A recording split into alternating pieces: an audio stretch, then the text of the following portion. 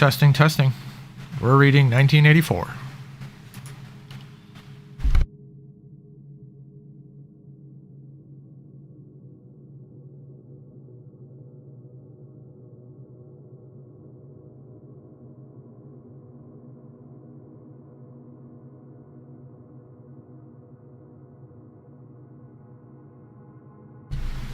Another test. We're reading 1984.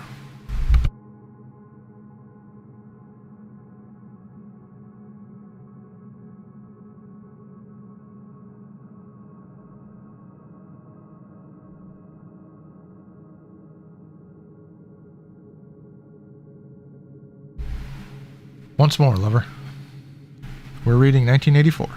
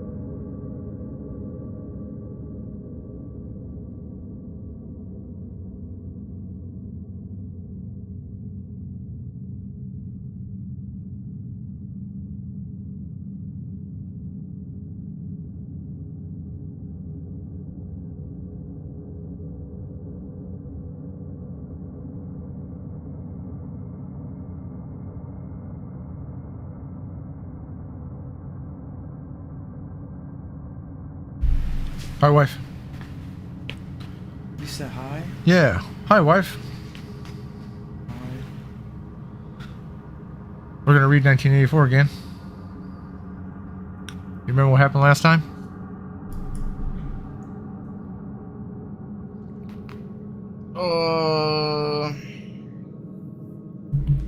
Same thing I think Winston's been doing for the past 2 chapters. Writing? Yep. He's writing in his diary. You happen to remember what he was writing about?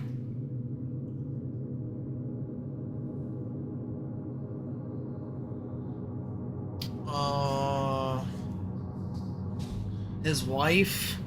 Yep. And something else. Kind of goes along with his wife. Julia? His boner? Well, his boner. He wrote about that time he went and visited some prostitute. I guess he didn't look at the thumbnail. I wrote this little passage on there about how this lady, in a horrible way, pulled up her skirt. Yeah.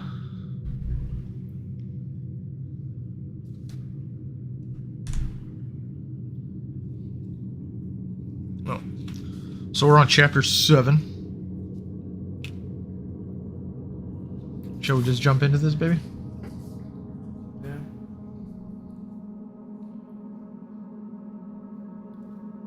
If there is hope, wrote Winston, it lies in the proles. If there was hope, it must lie in the proles, because only there, in those swarming, disregarded masses, 85% of the population of Oceania could could the force to destroy the party ever be generated? Just like in real life. Well, people are too stupid. Can't get it from Terry Crews or whatever. I think, I don't know, maybe because their family is like being held hostage. Terry Crews, the Old Spice guy? Yeah. Or like, you know, any of those fucking weirdos. They're, I don't know, maybe because they're so fucking far brainwashed, and if any of, like, Britney Spears comes out trying to say Big Brother, whatever, everybody's like, you're crazy, go back to the mental institution. Put your pants on and go back to the mental institution. But the pros are too stupid. Those are the people who argue about politics all day, or, you know, talk about God. You think those two are equivalent in terms of stupidity? Praising God and politics? Yeah. When they're brought together. But the people who praise God and don't do politics are offline somewhere, not talking to nobody. So I guess they don't count. Oh, we're probably not reaching the Amish community. Yeah. They should get on the internet. Hear about them fucking troubles. Get their pitchforks. Start stabbing some feds in the fucking groin. Oh.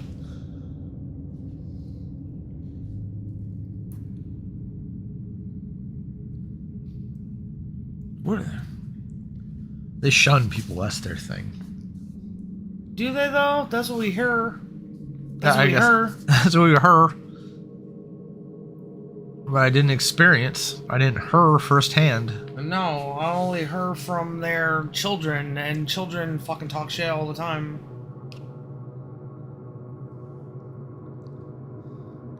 The party could not be overthrown from within. Its enemies, if it had any enemies, had no way of coming together or even of identifying one another. Even if the legendary Brotherhood existed, as just possibly it might, it was inconceivable that its members could ever assemble in large numbers than twos and threes. Rebellion meant a look in the eyes, an inflection of the voice, and the most an occasional whispered word. But the proles, if only they could somehow become conscious of their own strength, would have no need to conspire. They need only rise up and shake themselves like a horse shaking off flies. They don't work with Big Brother that much anyway. They're not deeply ingrained with party stuff. They still have their own thoughts. They're like, hey, why are you playing this in front of our children? Or they probably don't do anything but kind of get jobs for them sometimes. Growing crops and whatever. Yeah. Mush crops, whatever the fuck they eat. It may be dumb, but at least they're have independent thought, like you said. The whole party is just, you gotta be conformed or be unpersoned. If those are your choices, being a prole sounds better.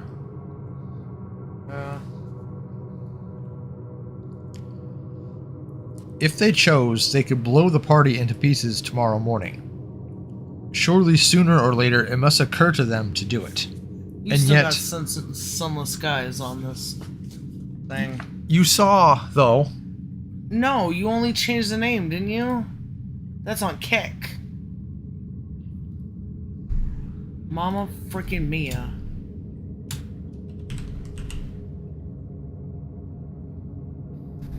Just hit the button. What kind of game is that? Okay.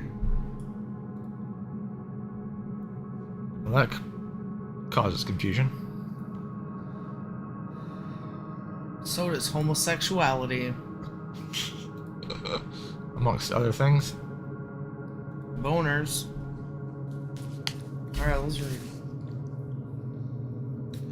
Sooner or later, it must occur to them to do it. And yet, he remembered how once he had been walking down a crowded street when a tremendous shout of hundreds of voices, women's voices, had burst from a side street a little way ahead. It was a great formidable cry of anger and despair. A deep, loud, "Oh! Ooh! Oh!" that went humming on like a reverberating of a bell. His heart had leapt. It started, he had thought. A riot. The proles are breaking loose at last. Race war, come on. The proles were breaking loose at last. When he had reached the spot, it was able to see a mob of 200 or 300 women crowding around the stalls of a street market, the faces as tragic as though they had been doomed passengers on a sinking ship. But at this moment, the general despair broke down into a multitude of individual quarrels. It appeared that one of the stalls had been selling tin saucepans. They were wretched, flimsy things, but cooking pots of any kind were always difficult to get. Now the supply had been unexpectedly given out. The successful women, bumped and jostled by the rest, were trying to make off with their saucepans, while dozens of others clamored around the stall, accusing the stall-keeper of favoritism and of having more saucepans somewhere in reserve. There was a fresh outburst of yells. Two bloated women, one of them had their hair coming down, had got a hold of the same saucepan and were trying to tear it out of each other's hands. For a moment they were both tugging, and then the handle came off. Winston watched them disgustedly. And yet, just for a moment, what almost frightening power that had sounded in that cry from only a few hundred throats. Why was it that he could never shout like that about anything that mattered? Until they become conscious, they will never rebel. And until after they have rebelled, they cannot become conscious. That, he reflected, might almost have been a transcription from one of the party textbooks. The party claimed, of course, to have liberated the proles from bondage.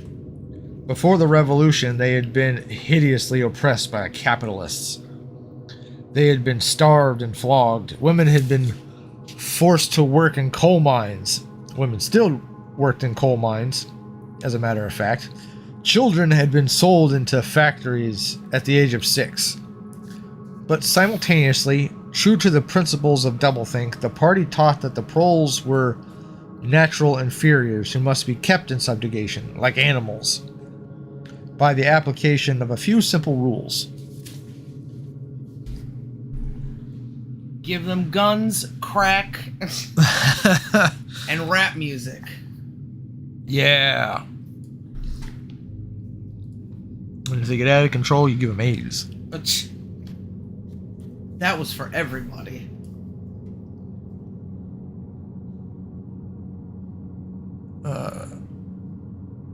In reality, very little was known about the proles. It was not necessary to know much. So long as they continued to work and breed, their other activities were without importance.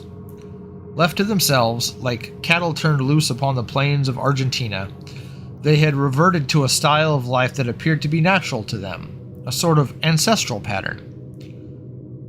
They were born, they grew up in the gutters, they went to work at 12, they passed through a brief blossoming period of beauty and sexual desire. And then they turned 15. Close. They married at 20. Then they were middle-aged at 30. They died, for the most part, at 60. Ugh. Heavy physical work, the care of home and children, petty quarrels with neighbors, films, football, beer, and above all, gambling lifted up the horizons of their minds. To keep them in control was not difficult. It said football. Probably soccer. Sport. They still got to have sport. They need the gladiatorial coliseums to keep them raging about something, frustrated and pleased about something. Yeah, some place to point the regression instead of at the party. Regression and progression.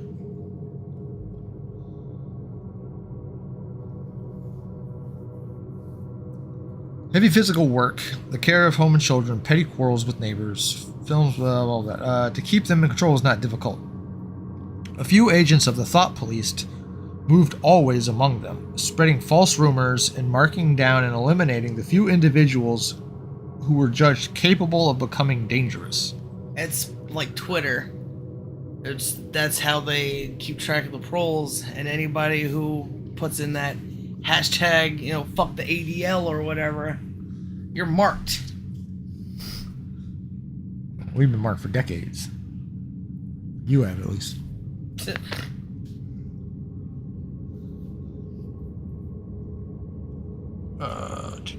Made dangerous. But no attempt was made to indoctrinate them with the ideology of the party.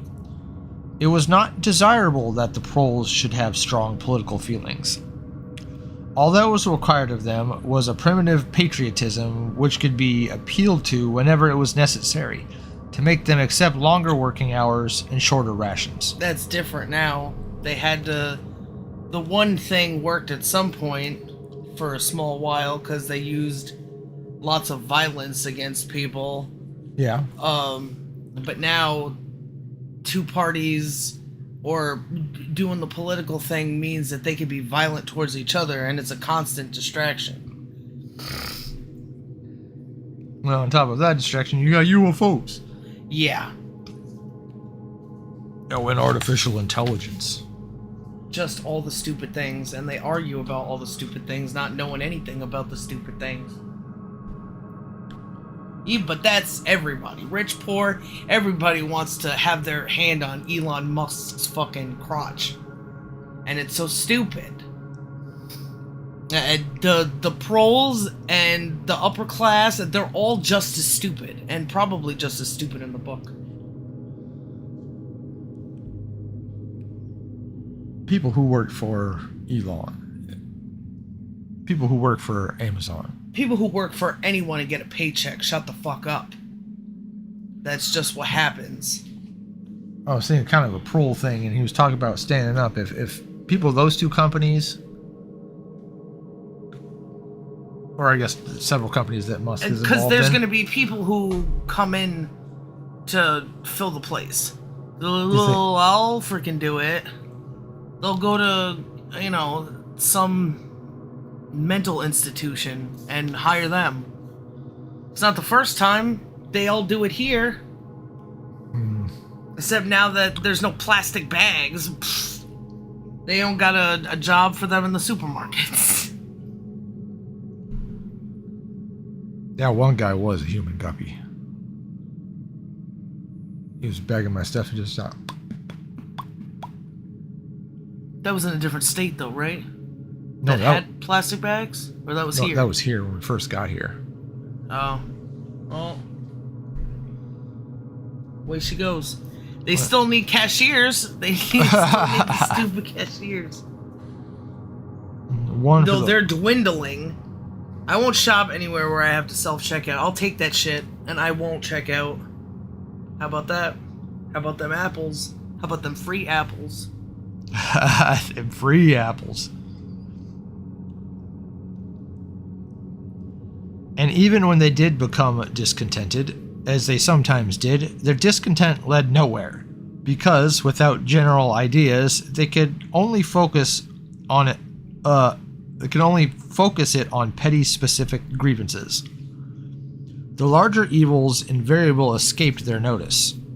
The great majority of proles did not even have telescreens in their home. Even the civil police interfered with them very little. There was a vast amount of chicken wings, sandwiches, criminality, In London, a whole world within a world of thieves, bandits, prostitutes, drug peddlers, and racketeers of every description. But since it all happened among the proles themselves, it was of no importance.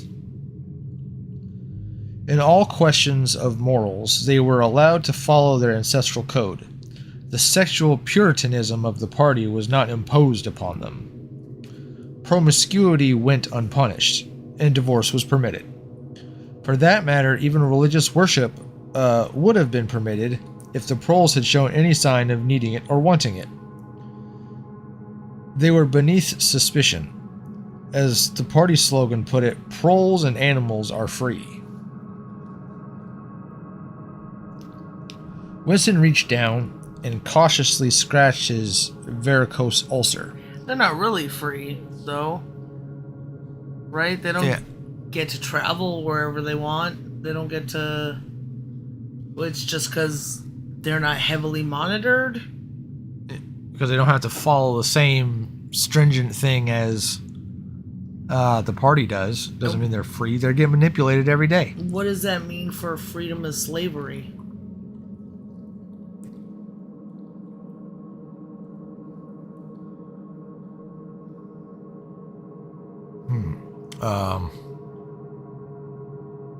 Well, they're considered free, even though they are lesser and in control. And wonder if they have to pay taxes or something like that.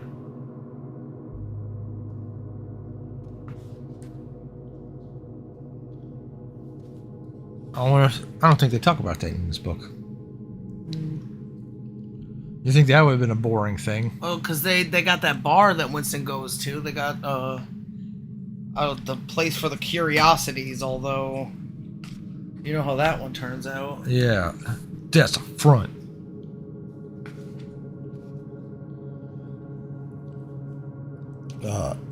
Winston reached down and cautiously scratched his varicose ulcer. It begun itching again. Oof. The thing you invariably come back to was the impossibility of knowing that the life before the revolution had really been like. There's a pattern, I think, every time he touches his varicose vein, or there's a lot of like thinking about the outside world when he's in pain. He even tries to get out of his mind and make his vein hurt at some point, right? Tries to smack it against the wall to stop having a boner or something, the last chapter. Something like that, yeah. It was something to watch out for.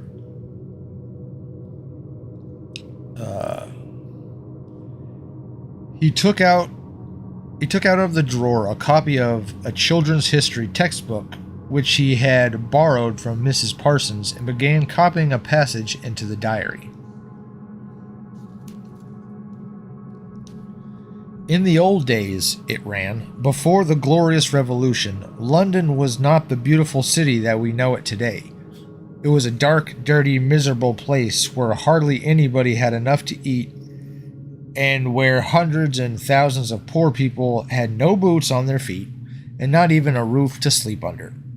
Children no older than you had to work 12 hours a day for cruel masters who flogged them with whips if they worked too slowly and fed them on nothing but stale bread crusts and water. But in among all this terrible poverty, there were a few great big beautiful houses that were lived in by rich men who had as many as 30 servants to look after them. These rich men were called capitalists. They were fat, ugly men with wicked faces, like the one in the picture on the opposite page. You can see that he is dressed in a long black coat, which is called a frock coat, and a queer, shiny hat shaped like a stovepipe, which was called a top hat. That sounds like one of his YouTube videos. Like an unsolved mystery. This was the uniform of the capitalists, and no one else was allowed to wear it. The capitalists owned everything in the world, and everyone was their slave. They owned all the land, all the houses, all the factories, and all the money. Huh. That's kind of true. But there's still a difference between the capitalists and the government having it. But that's the only difference. There was war, I would imagine, that's a little further away now, but that's by design. So, poor Winston. Poor Winston. But capitalists have everything. Government owns all the land. Capitalists are probably running up at the top, or, just to use that word. They probably have all the houses. There's, China has all the factories. That's communism with, what do they call it? Communism with capitalist, inklings or something. Tendencies? Yeah. Something like that. Communism, but we want sticker books and... Who doesn't want sticker books? I don't know what else they buy. What do people buy these days? I don't know. I don't have money. Fortnite cards? Fortnite gift cards? Cell phones.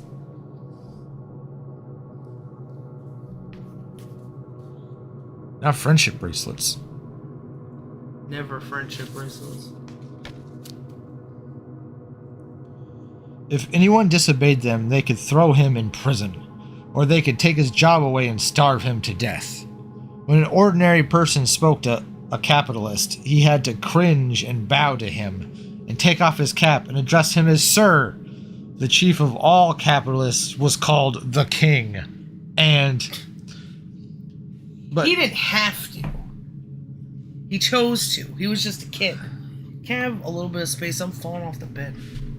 Ugh. Let's do some adjusting. Itch my foot. Okay.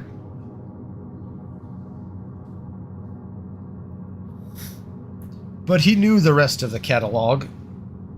There would be mention of the bishops and their lawn sleeves, the judges and their mine robes, their ermine robes. Their Air Jordans? E-R-M-I-N-E. E-R. Ermine. Maybe that's like a color or something. Tommy, look that up for us, please. What is ermine? He killed himself, remember? Oh. He's gone.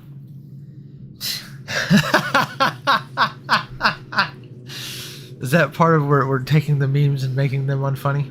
But you still made them funny by making them unfunny.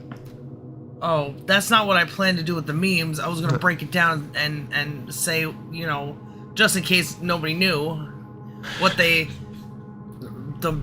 motivations for the memes.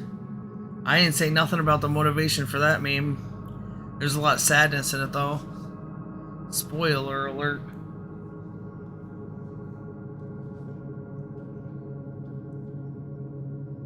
The pillory, the stocks, the treadmill, the cat o' nine tails, the Lord Mayor's banquet, and the practice of kissing the Pope's toe. He don't know nothing about this, though. He was like 8, and he was stealing chocolate from his little sister. Yeah. There was also salt comptings. Salt comptings? There was also something called the Just Prime Noctis, which would probably Will not you come at night while you sleep? Oh. Is that what that is? Is that the wet dream? Let's find out. Which would probably not be mentioned in a textbook for children. Oh. So it would be anything. It was the law by which every capitalist had the right to sleep with any woman working in one of his factories. It's good to be the king kind of thing. Well, yeah, it was Harvey Weinstein or whatever. Jeffrey Weinstein. How could you tell how much of it was lies? It might be true that the average human being was better off now than he had ever been in the revolution. That shit is so real, though. When I tried to get a job in the city, I got a few personal emails from big people who make decisions and talking about picking you up and getting to know you and, you know, would you be uncomfortable touching you here and shit? The fuck? Yeah. I tried to go for one time, but I couldn't stomach it. I'll pick you up in a limo. Fuck you. Go masturbate. But what's a job interview? Like, all of it is everybody's a prostitute for anybody that has power over them.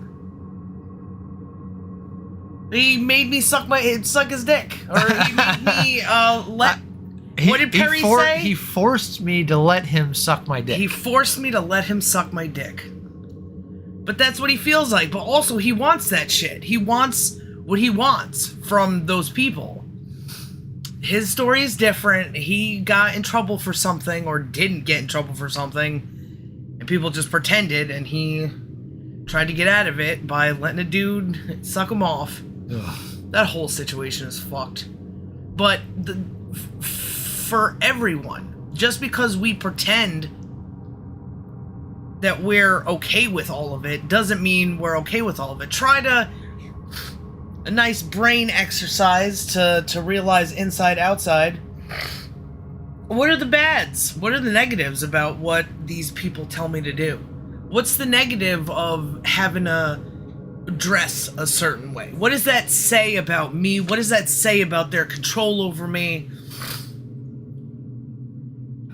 You know, things of that nature. Yeah, that guy degrades himself bad. Oh, Perry? Yeah. Yeah. Well, he's obviously stupid, unless he's in on it. That whole Rosie O'Donnell thing. I better get paid. But, like, the way he talks, he's like, I don't ride a bus. I got a Ford Toyota Corolla. I own two vehicles. And Rosie O'Donnell's probably like, I don't fucking care. Like, what is that? But obviously, she can't communicate either. She's like, honey, I tried to help you, but... What you said? Fuck. You said a hate word. He said he got raped. So that's her way of, like, dismissing someone's claims of rape, and yet she's probably like, me too! Somebody raped my fat ass! No, they didn't, you fucking goblin. That was probably a woman. Woman tried to bite me on the pussy. That's why I'm lesbian. You're like Spider-Man. I'm lesbian like Spider-Man. Oh, lesbian bitter on the pussy, and she turned into... Cause of spiders and Spider-Man, and that's how he... Wasn't there powers. In the new Spider-Man, was it like a gay spider? Or mRNA vaccine spider or some shit? Yeah, the Roni spider. The Roni bit spider. That black kid who... He's gay in that movie, right? Probably. I thought so. I thought he was kissing a Puerto Rican kid. I didn't see no girls. Anyway, he was too young. Why they call him a pansexual then? Are you trying to make a pot joke? Like a... No, I don't even know what that term means. I don't either, and I don't care. Cause they want like Peter Pan, cause they diddle their whistles and lure kids into basements. Hopefully just in their imaginations. Hopefully in nothing. Why would they, if it was in the imagination? You know, people are like, well, that's just me. Every stupid thing I think in my head is my personality and it's my truth. No, it isn't. It means you're fucking crazy and stupid.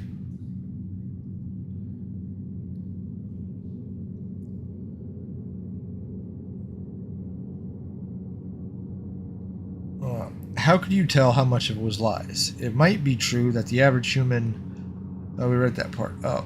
The only evidence to the contrary was the mute protest in your own bones.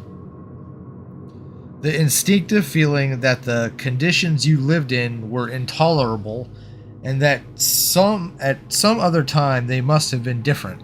That made me want a cigarette. When he said you could feel it in your bones that your life is intolerable. I should listen to that more often.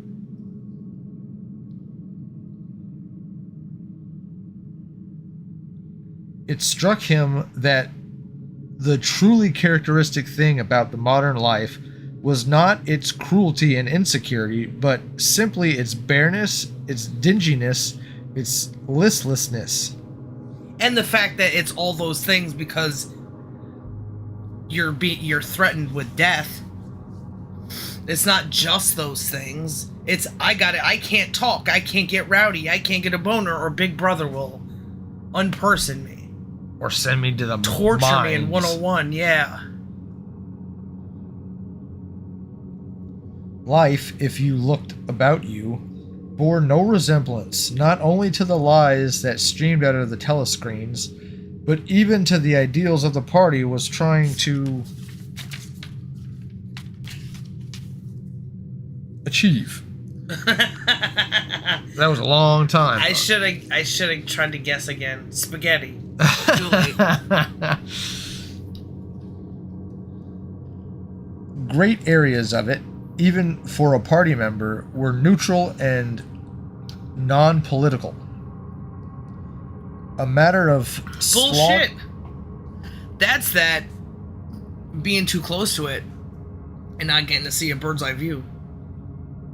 Is he really fucking around saying that this is apolitical?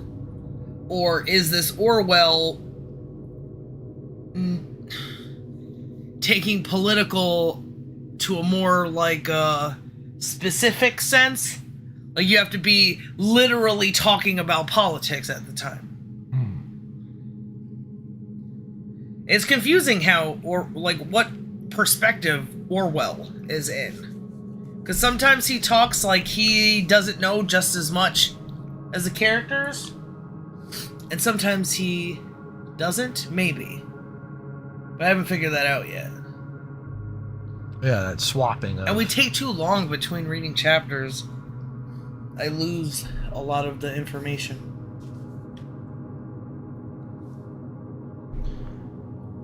Hey, sweet boy. Well, maybe we'll have to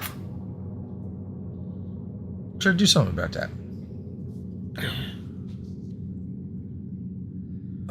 Let's see here. A matter of slogging through dreary jobs, fighting for a place on the tube, darning a worn-out sock. What? Fighting for a place on the tube. I guess that's like a subway. Well, that's kind of en route political, because why are you riding in tubes? Because somebody had to make that decision in politics and government. Political. Yeah. But I was concerned about the having a worn out sock or whatever. Yeah, darning a worn out sock. Darning? Mm-hmm. Is that kind of like throwing it away, or is that like putting something into it that... I think the wool you have, it says is darned or whatever. It's worsted. Worsted, maybe that's it. I think darn is something similar. Is he darning a sock? It sounds like it's a verb. Yeah, it is, I think. It is a thing. We looked this up once, and I'm drawing a blank. I'm a retard wife. I forget things all the time. It's hard for me to even like know words. That person was talking to me yesterday. And I'm like, it took me like 16 seconds to even like think of the beginning of what I should start saying. Like my mind just goes blank because I don't know, people are so random and I don't know what to expect, but I'm gonna be me. But who am I in that situation? A person who don't want to be there, that's for sure. I don't want to talk to nobody. I don't want to do nothing with nobody, but gotta try. That's the bi-dipole. You talked to somebody today, did you? A couple of them, right? I don't remember. I think it was just one person. Just one? Yeah. Did you enjoy that? I said I don't enjoy talking to people. Was it an interesting experience? I didn't have to fight nobody about nothing. Well, that's a good thing. Or fight myself about fighting with someone.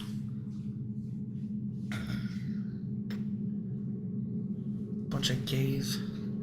Oh, that sounds that sounds better than our previous things. Those definitely turn into fights. YouTube people are the worst too. You make some comment and they happen to like catch it, they just fucking go ballistic on you. I'm right because I have thousands of people telling me that I'm right at any given time. Fuck you. Obviously, you're not doing any sort of work to understand your understanding of understanding. Buffalo. Idiots. How many now? I don't even know. But I think mostly of that Razor Fist guy question his understanding of something. Duh, I bet you're a blue-haired lefty. Duh. Nice way to have a conversation with someone. Obviously, no, but you never listen to someone who fucking stands opposite you. So you're retarded, you don't know nothing. You only know something when you got both of those sides and you're learning somewhere on the middle ground, not, oh, I'm gonna get my gun and Trump da-da-da-da. And fucking Nick's Cersei Lannister, the same fucking way. Look at this idiot, fucking 7 followers, just got here, little twinkle toes. You don't know how fucking old I am. You don't know nothing I fucking believe in. And you're stupid enough to judge me based on some arbitrary shit that shows you have the value in Twitter followers, you fucking gay son of a bitch. And you can't win with nobody because it's you have a check mark, you don't have a check mark. And both of them are wrong. It's complete stupid chaos. And the people with the most followers are the worst problem. Worsted problem. To bring it around back to darning. Back to the darning. Darning. I would smack them both in the mouth. I'd love to even just let them fucking talk to me like they talk to me on the internet. And I will reply the way I fucking reply. And let everybody just see it, you know? There's gonna be at least one person like, this doesn't really look right that this fucking guy is just not giving this fucking pregnant woman, like, anything. What kind of conversation is this when it's just you know? Just one-way screaming of... Yeah, and usually it's men, because men are bitches. Women will be like, fuck you, and then, like, run away and block you, but they try to harm you.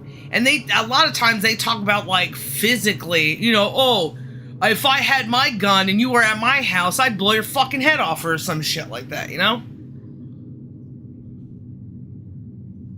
And, oh, but watch out because my motorcycle doesn't have a beep beep on it. You can't hear me coming. So make sure that you do extra work for me because I want to fucking ride around and I don't want to get hit by a car. Fuck you. I'll hit you on purpose.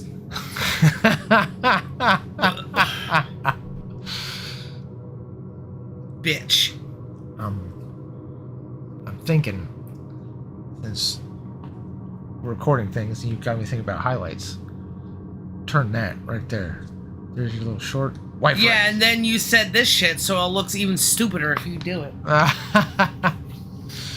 Whatever. Wife rant. I rant all the time. Have your way with my rants. I hope that you can manage to make somebody hear my rants. Even if I say something stupid, because I don't give a shit, you know? I want to see people's reactions and see how stupid and dumb they can get. About what? Make a whole documentary about how I fucking called you a Jew or something, you know?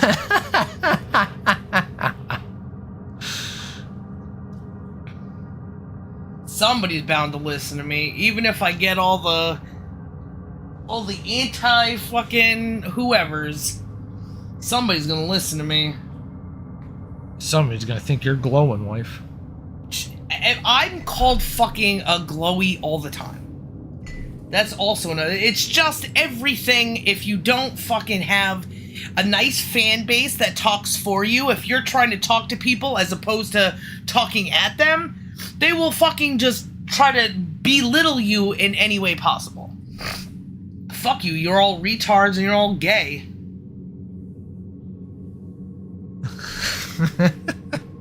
I have proof. I bet you can't control your boner. I bet you get confused when you're like, yeah, I'm not gay, but if that trap...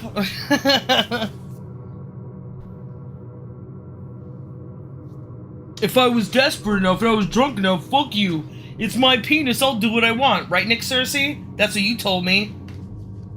Last night while I was banging your mom. Oh! Socrates, are you done? You're gonna scratch yourself to death. All your boo-boos went away, let's chill out. What do we gotta do so he's not allergic to this thing? Ugh, I guess just keep trying. This medicine sucks. Come on, come on, come on, come on. We could try to give it part of a better joke again. No. It's hilarious though to hear cats throw up. They make human noises. Well, they didn't even do the row row row. That's when they're like nervous, I think, and they don't know what's going on because they're running around row row. But just right away they gag. Just, can I have you keep taking my space? Am I just getting fatter? I'm gonna fucking wife spread all over this place. I got 16 babies in me and they're all not wanting to come out into this shit fucking world. That's okay. If I drink enough milk, I could just hold them till they're 18. Arbitrary number, who cares? I'll say when the age of consent is. Yeah. When I stick my finger in you, that's the age of consent. Ugh.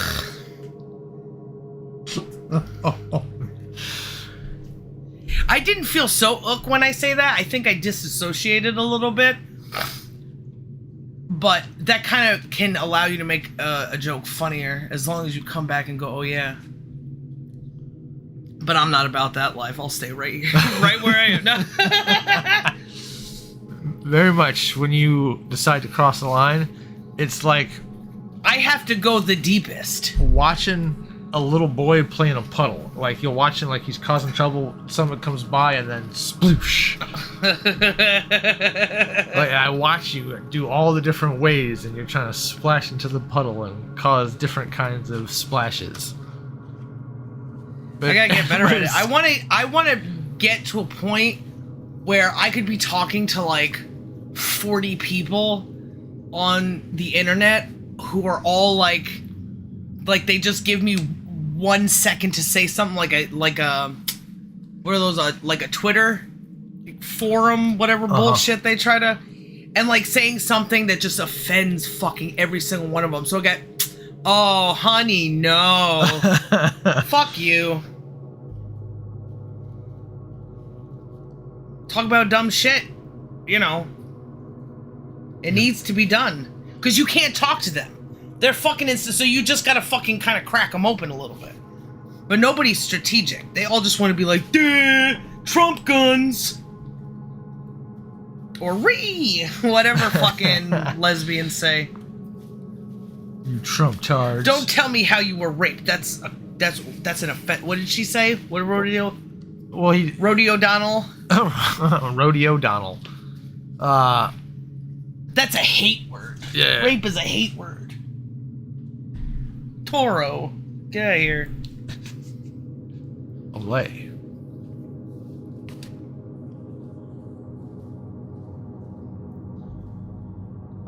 Where the hell were we? Darning socks. What are we reading? 1984, wife. You see? You just an inch closer to me. Wasn't that like an inch, but it will be an inch eventually. I'm too fat for this shit. So darning a worn out sock, catching a. So what is that? Coming in a sock? I maybe a. I'm adorning it with semen. Maybe stitching it. They probably don't have textile stuff, so everybody sews their own sock. It.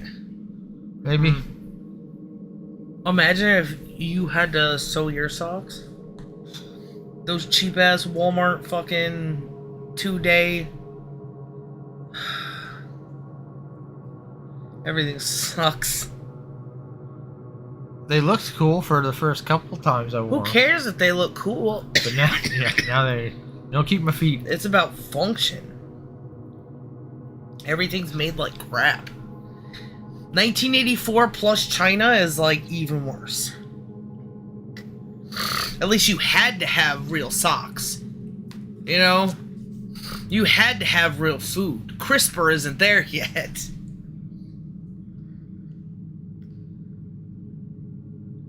Kedging of a saccharin tablet. Saving a cigarette end. The ideal setup by the party was something huge, terrible, and glittering.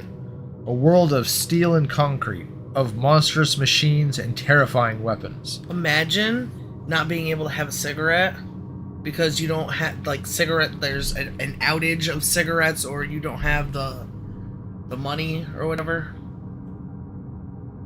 In 1984, you can't, like, really. Yeah. Unless they always have cigarettes and he's just trying to save it for himself. But it's like Victory Gin or whatever. They'll just have an infinite amount. I think it was his ration. He gets rations of cigarettes too? Yeah, I think that's the thing. It's like he gets his ration and it lasts him a week. So he plans out when he has them. Are you just making this up? No, he just said it.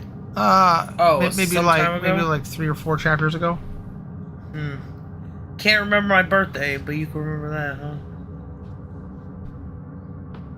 Oh, yo. Huh? Nothing, wife. I keep losing my spot.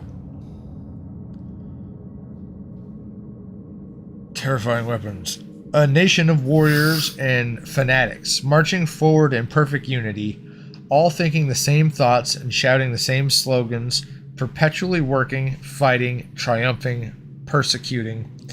300 million people, all with the same face. The reality was decaying, dingy cities where underfed people shuffled to and fro in leaky shoes in patched up 19th century houses that smelt always of cabbage and bad lavatories. You know how I feel angry sometimes when I don't get dessert? Yeah. I'd kill Big Brother himself. It may come to that one day.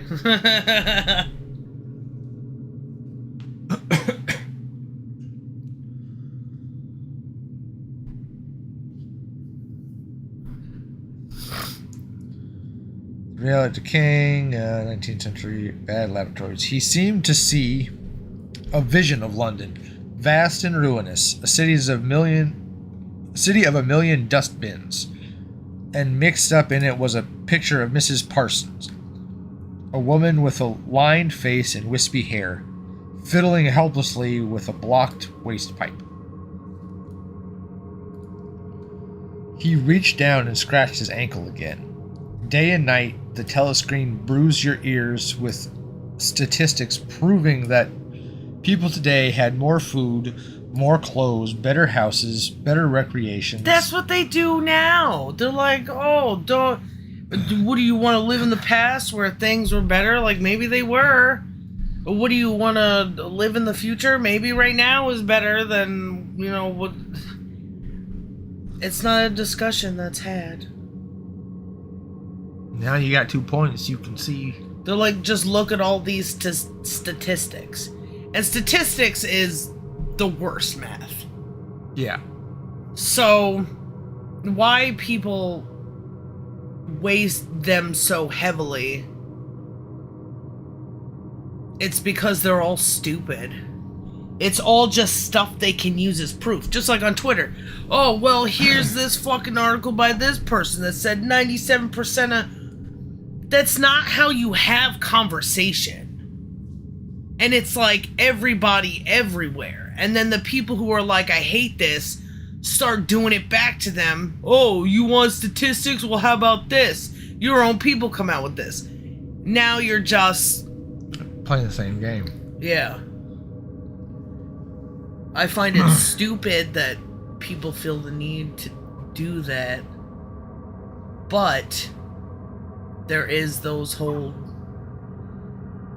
first thought, second thought. One thought makes you larger.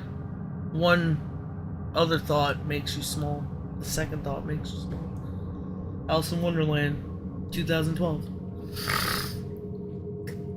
That's when it came out. C.K. Lewis wrote it. It's about a rabbit falling down a hole or some shit. Tell me more. Does there happen to be a caterpillar? Or maybe a large smiling cat? I don't know. I didn't watch it. Is Johnny Depp in it? Probably. He's in fucking everything. Not my panties, though.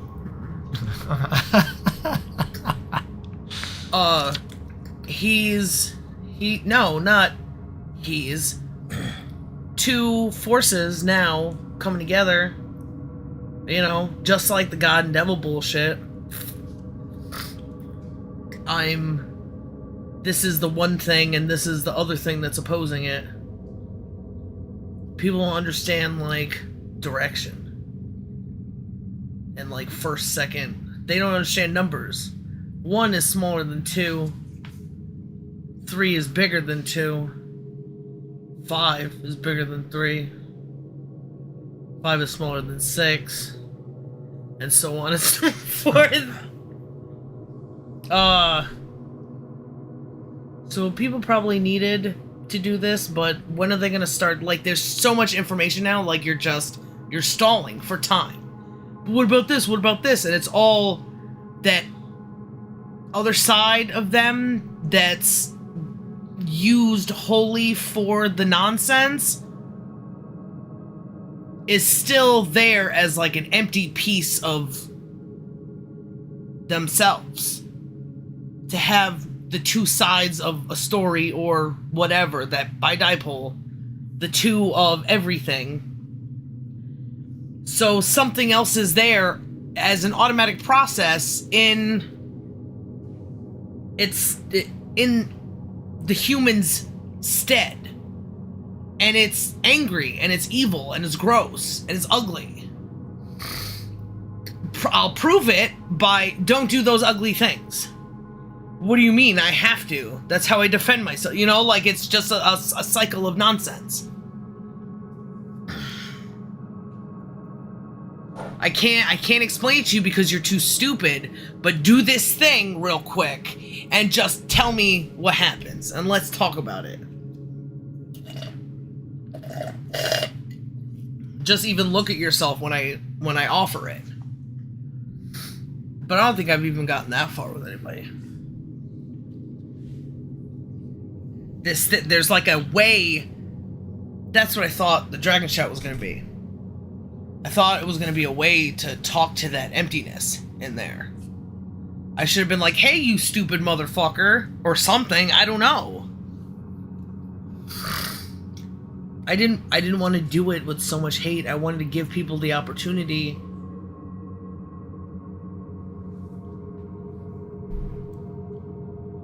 but there's still like this weird jaggedness with even people who were like the guy or lady who came in this morning was like, what you said interested me because everything sucks. But they didn't really want to talk about what all sucks. And that's like, well, is there an expectation of nothing? You know? Like, I say a thing, and that thing is like, hey, talk to me about this. What's this action? Or just let me... I was expecting it to lead me directly to that, like that emptiness would speak. Or something.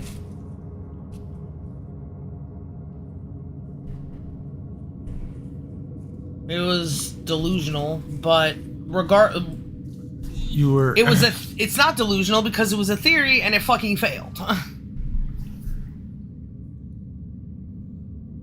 So you're trying to talk to this person's empty space? Not everybody's. That's what I said. With the dragon show? Yeah. Oh, well, with this guy today. You said he said she said everything sucks. And you wanted to talk more about it? Yeah. You asked questions or did not respond, or like... I said things to try to evoke, to like lead it, but because I try not to, hey, what you doing? What do you like about it? You know, like I don't want to be so direct all the fucking time. I want somebody to fucking, not Jesus take the wheel, anybody take the fucking wheel, you know?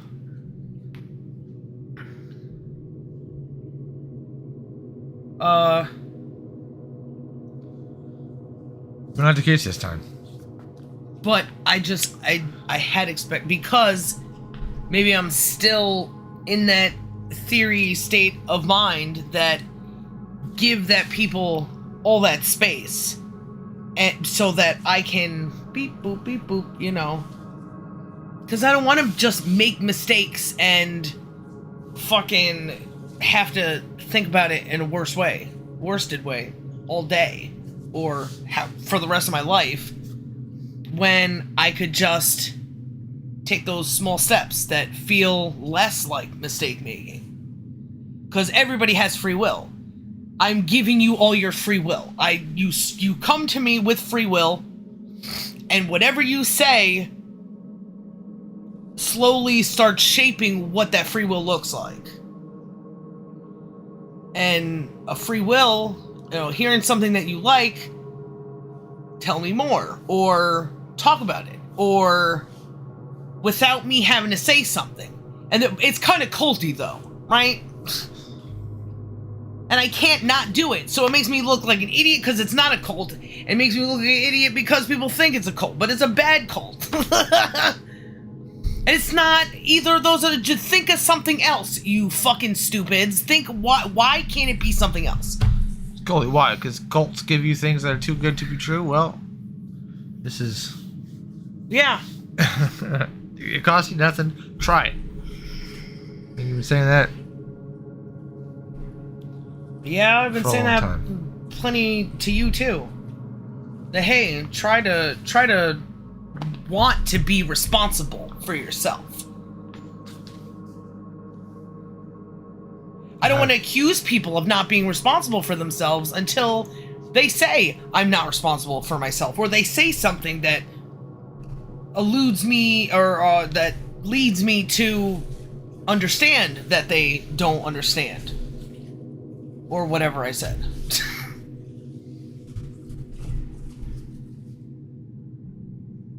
So I should probably stop telling people where...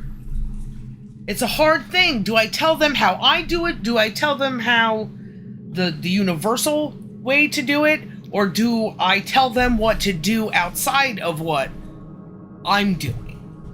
And I don't really know. Because I'm like, hey, I'm still measuring your fucking... everybody's free will, and they're all... Do I have to move past that? Do I have to manipulate people? But I don't want to. fucking the world's gonna explode because I didn't want to use manipulate. Like when I lied to you, I did it deliberately. I did it on purpose. I used it as a weapon and a tool to bring us closer together because you wouldn't fucking shut up. You wouldn't fucking do anything that you ever say that you would do. You lie all the fucking time.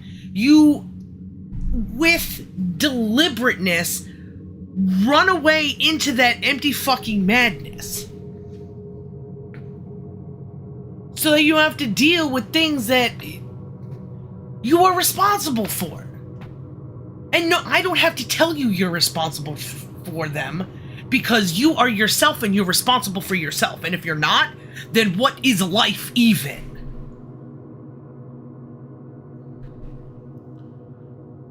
So what do I do? Sorry, what? No, go on. No. I mean, when I got excuses, when I do shit like that, I devalue everything. Yeah. So what? So if everybody's just devaluing life because they're doing whatever the fuck they want, how could I even prove what I know to be true wrong? How could anybody? They're not working to try to prove me wrong. I'm the most right person in the world because nobody's ever tried to prove me wrong. They just, say their stupid opinions or write slurs. Make fun of your follower count. Yeah. Just anything but addressing the issue. They'll say their first thing and then run away. It's like, okay, I remember doing that in 6th grade, but I remember in 7th grade, I started to try to learn from those experiences. Instead of just, whatever, I'm right. Right, girls? What are you doing? Why does life not matter so much to you, but yours does, and you're so right, and you're holding on to something that you're doing the thing that you're blaming other people for. You probably have little girls in your fucking closet, and boys, to diddle.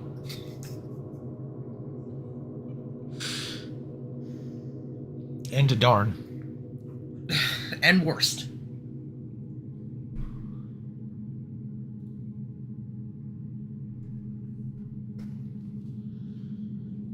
Right. Start reading. Yeah, let's jump back into this. Don't be fighting now. Cuddle up together. Cuddle up with me.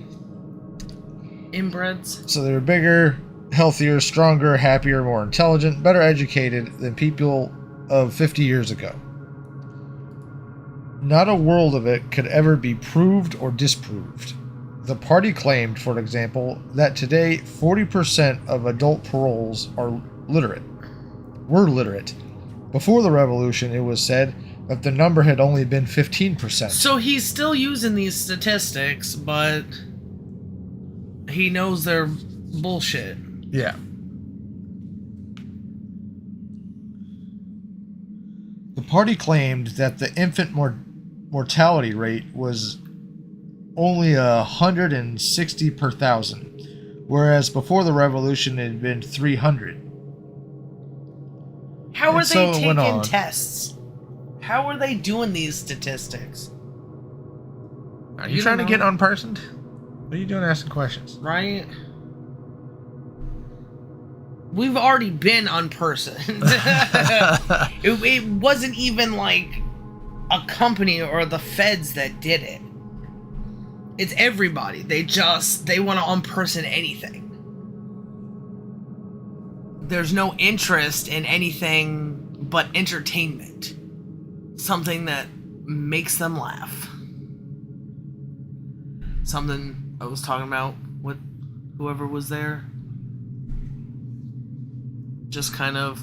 And I don't ask things, which people are so stupid about this, but not everybody does this. They answer questions like I don't know the answer.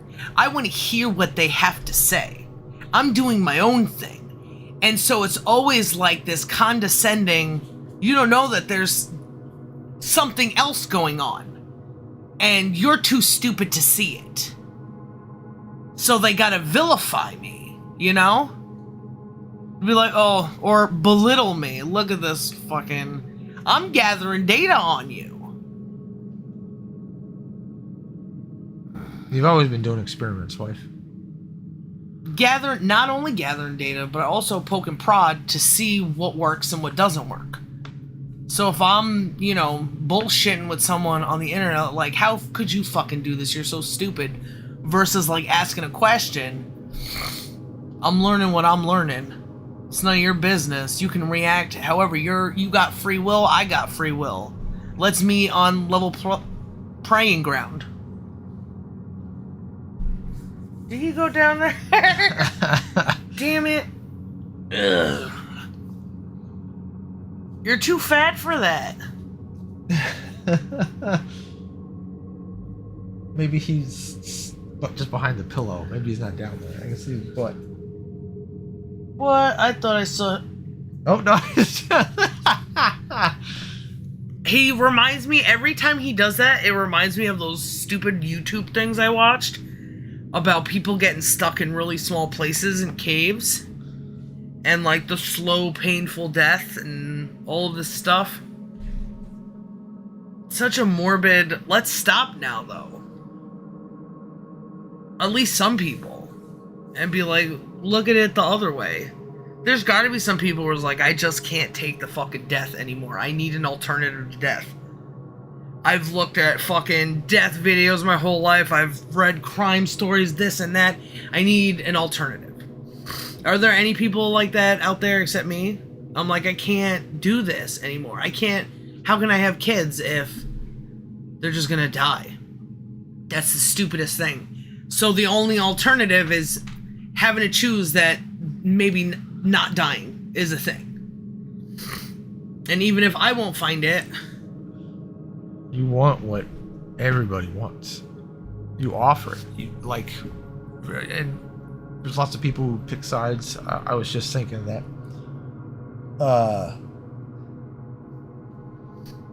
One side wants the ultimate safe space.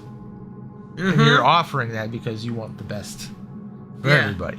It's not the violence. But it's not what they want. It's not, you can't say rape in front of me. Like, you gotta get real and you gotta have the free will instead of, if you want to talk about, ooh, people, but you're not doing the work for people.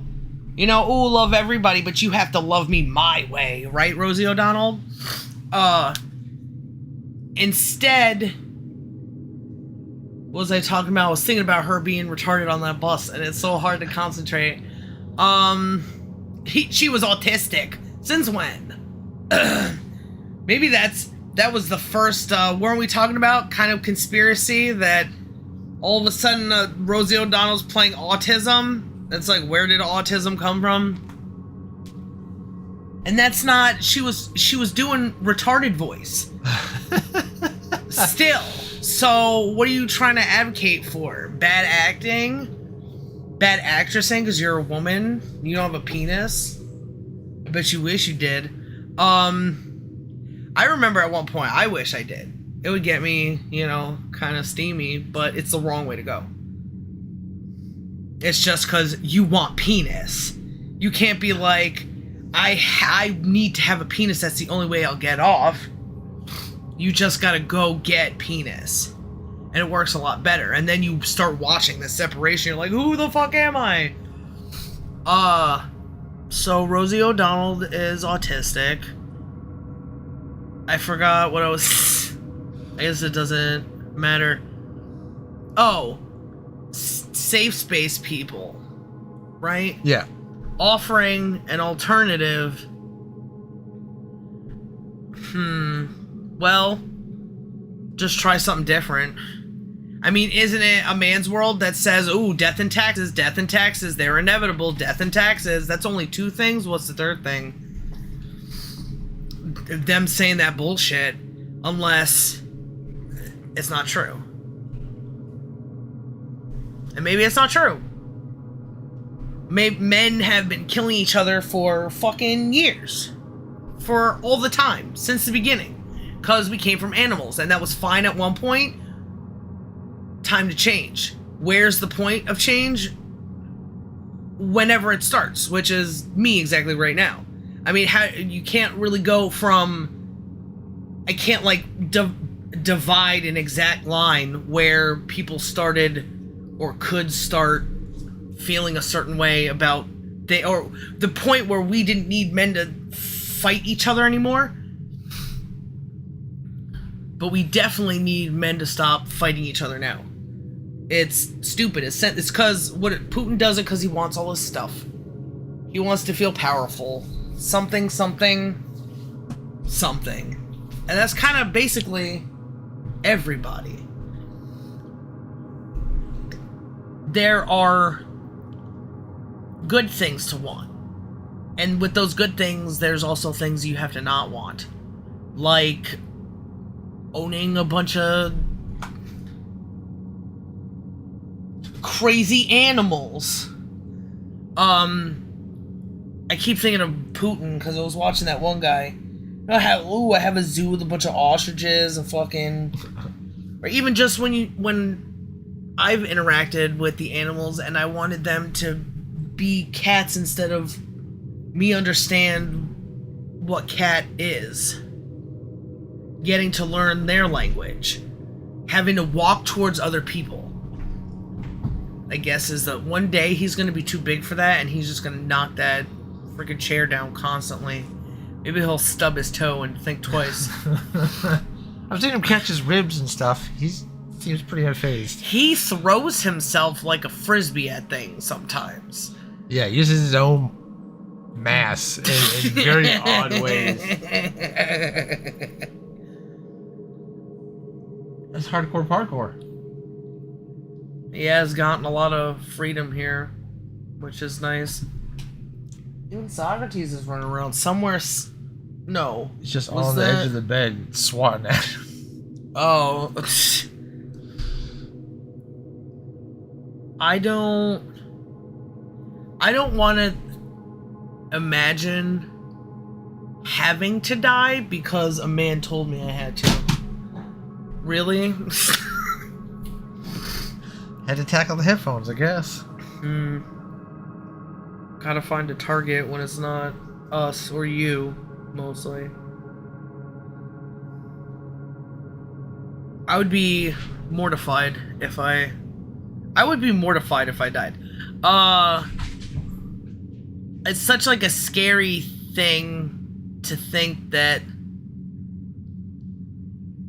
there are other things that people don't think about because they have accepted their fate.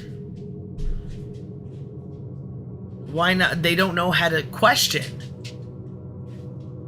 Because they don't give themselves to other people.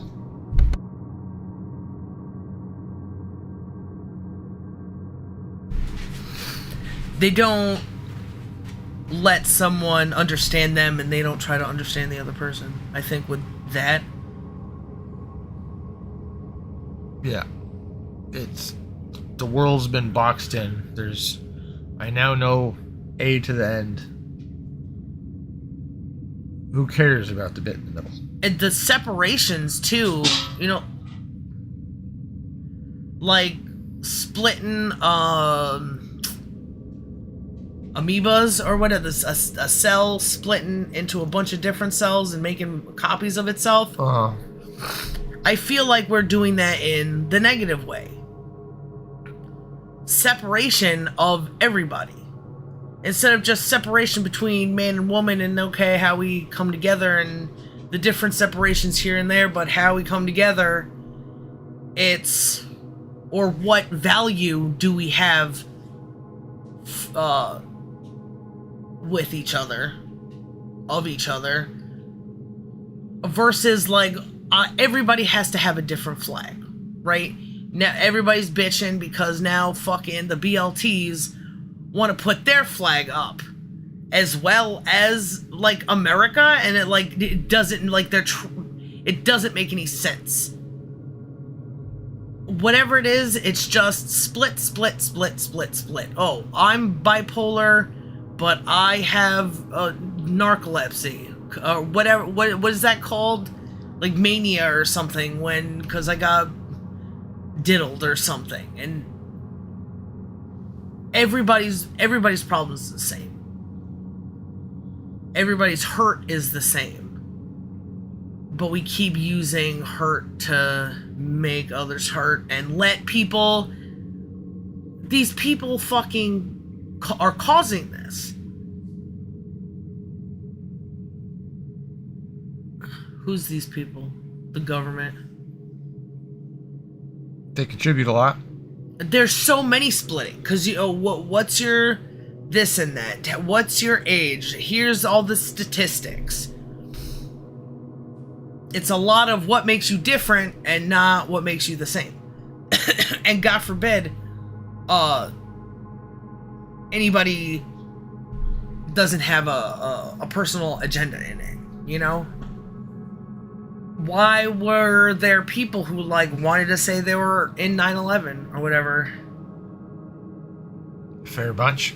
Yeah.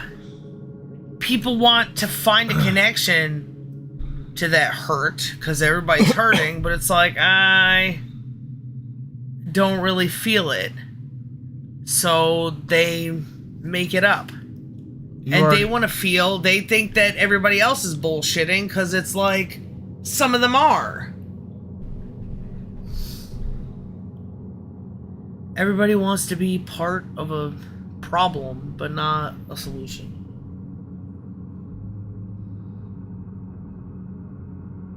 No.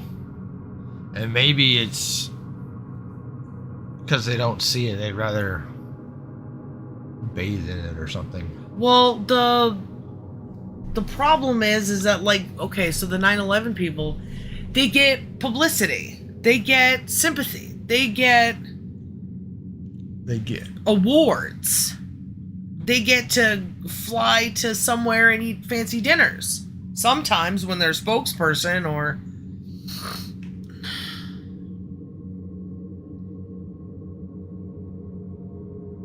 baffling.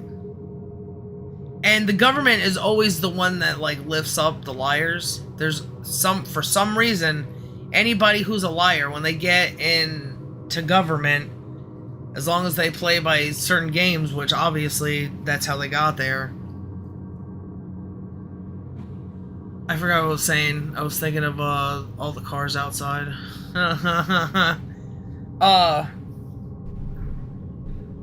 They always seem to just end up in those positions. All the nastiest people. Yeah. Oh yeah, you were also distracting me. Damn it. That's fine. Maybe just move on.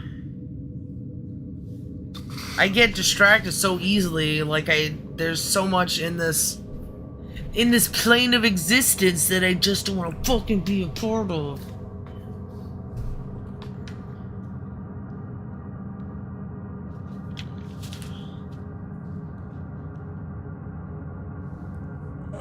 Let's see here. So, infant mortality rate was 1 in 100, so on. It was like a single equation with two unknowns. It might very well be that literally every word in the history books, even the thing that one accepted without question, was pure fantasy.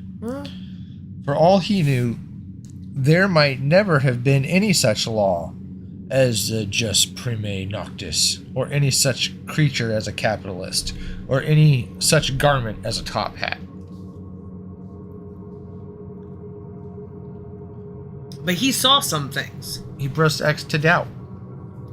But he doubts his own memories. He's got to force his memories to be different. And that happens on the outside too. Yeah, he's part of it to, like, erase information and add information and stuff. But he, like, struggles the whole time with, since I'm part of this, is this something that makes something true? And he needs, I think that's when he needs to use the pain to be like, yes, this is, writing history is the history. And what I experienced as imagination, and then he starts getting in with Julia, and that becomes a lot more freeing, I think. He knows for sure. That's that 1-1. Finishing each other's sandwiches.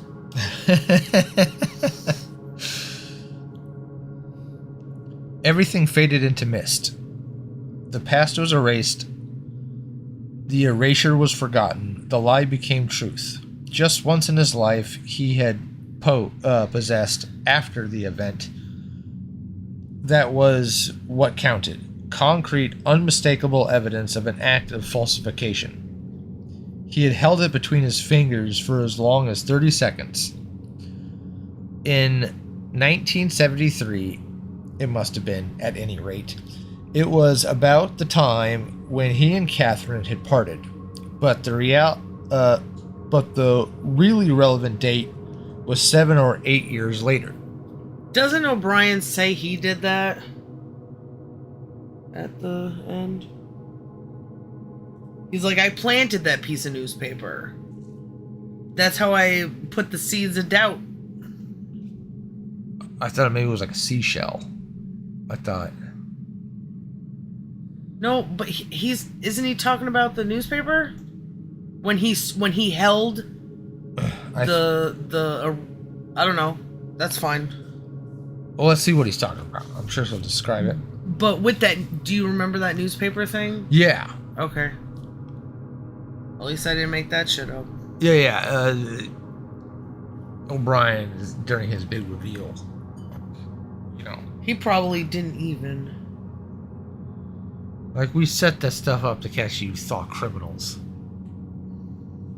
Maybe they do.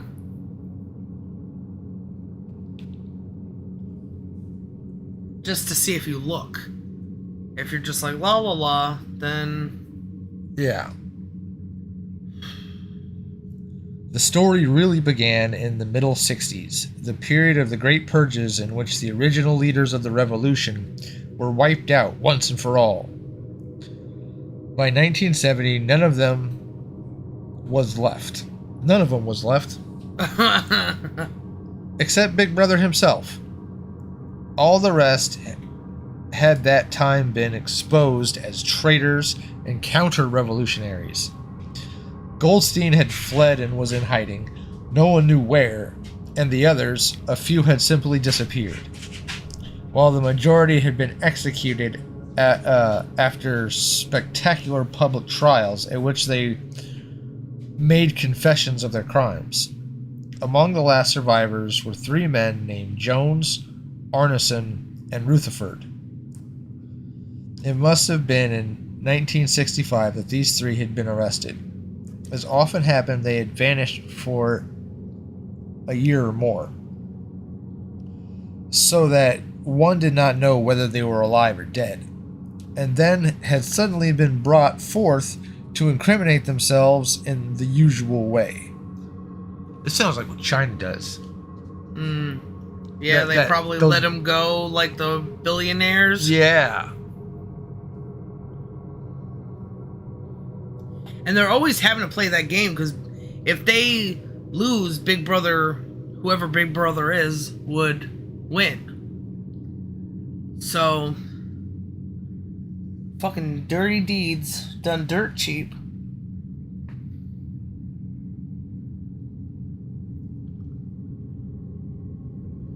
And you think being like a billionaire at that point, those CEOs would, not one of them, I can't say that I would do it, but with that kind of money, I think would have a lot of power to just split away, give a big FU to the CCP and take your money. And how would you take your money? Have it in, and don't they invest in lots of things? So they transfer money all around the world. So just invest all of their money. Yeah. That would be a public thing, I think. Or, you know, funnel some over time and give yourself... But there's such an influx of... There's like... They play the long game. Couldn't they play the long game to get out? How but long wealthy? does it take to fucking rent a whole bunch of things or buy a whole bunch of things? The paperwork and with the international bullshit. I know they're billionaires. They got... All it is, though, is like he'd have to gain favor with a bunch of people to even be able to do that.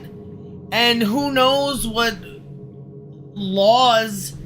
Ow! Okay, now it's fucking done. Go play somewhere else. Using me to fucking bash into. This ain't fucking Super Mario Kart! Go on, get. Both of you. Head on out.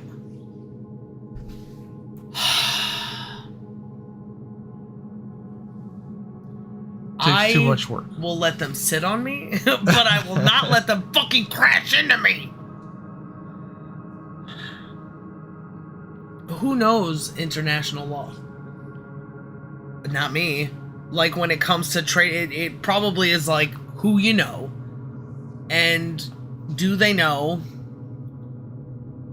enough people? And but did they sign? Laws are just like the higher version of that. It's like if somebody says it's law that the CCP can seize anyone's assets in the United Arab Emirates because we traded that.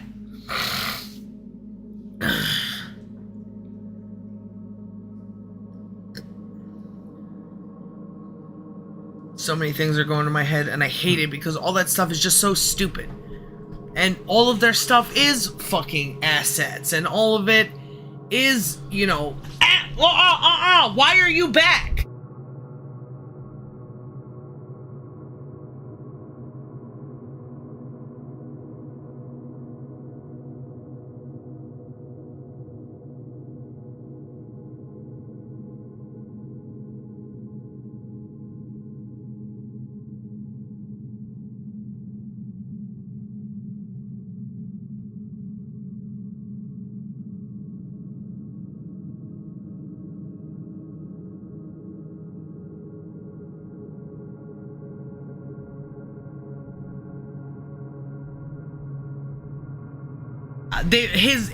His eyes became glossy and puffy. I can't believe they can really do that shit. Oh, me? I was just clawing the hell out. I was gonna use you to climb you like... like a tree branch. Like a fucking tree! But I'm so adorable. Don't mind the blood. I'm gonna fucking flush you down the toilet. I don't care if it takes me all fucking month.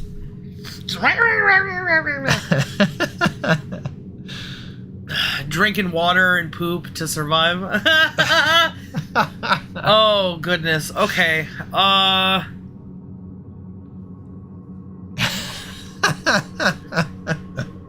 It's funny to like see the cartoon stuff, but then I get distracted because like your brain starts going, but what does it look like when it's real? Not gonna happen. This episode I'm not was concerned. Brought to you by HelloFresh. Ugh. I'll flush that shit down the toilet. It's for shitty kitty poopy water. Shiitake is a poop. It's I don't know if you got that. Oh, I got it. Anyway, fuck the police, cause they're off. Go somewhere else. I ain't playing.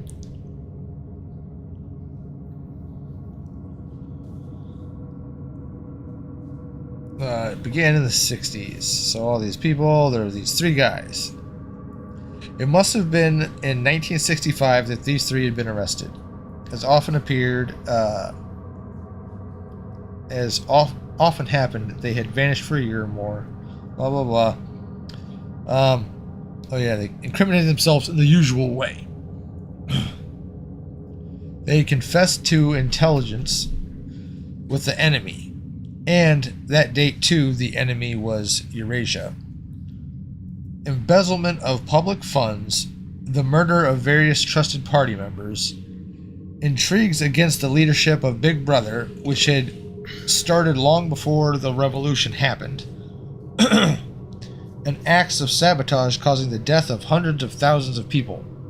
Jeez. After, if each one of these... You gonna relax? I'll cover you with the sheet, throw you out the window. You go to bed. You go at night. Alright, what were you talking about? I'm worried about getting clawed now. I'm like so distracted. Yeah, there's nothing like looking out for your life.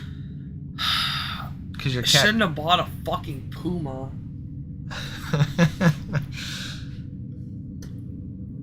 What is his name? Mike and Ike? That guy who got his face ripped off by the tiger? Oh, yeah. That's so me right now. Mike and Siegfried and Roy. Uh, Oh, fucking Mike and Ike over there. That was a fun journey. They're colorful. And they probably taste like shit. Mostly because they're dead now. But also because they got weird chemicals in their bodies. So stupid. You're stupid idiots. It's probably why you're dead. What a majestic... They were... I feel like... They're like the modern day... Cleopatra or whatever. Like the sultans or whatever kind of rich... fanciful person, powerful person, he's gonna think you're playing with him. Do you want to play with him? We can pull this fucking car over. No. I booped him back there once, and he didn't get off. I was failing at trying to motivate him to be off the bed, and now he just gonna started batting at me. Yeah. Fancy people living in their towers, you know? Yeah. With their fancy coats and their fancy... capitalist top hats. Yeah. So much glitz and glamour, but they don't have any of the power. They're just puppets for Las Vegas, I guess.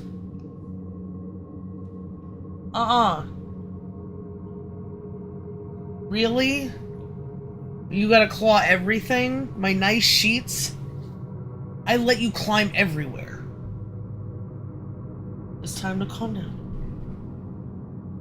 We're not playing.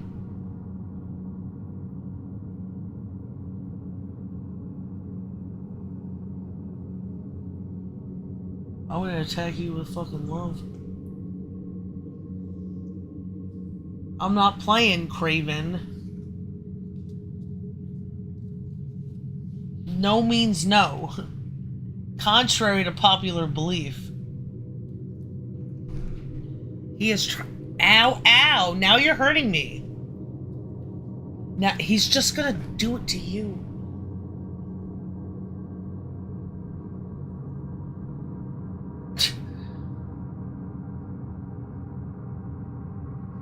Quick, while he's vulnerable, I'm gonna punch him in the face.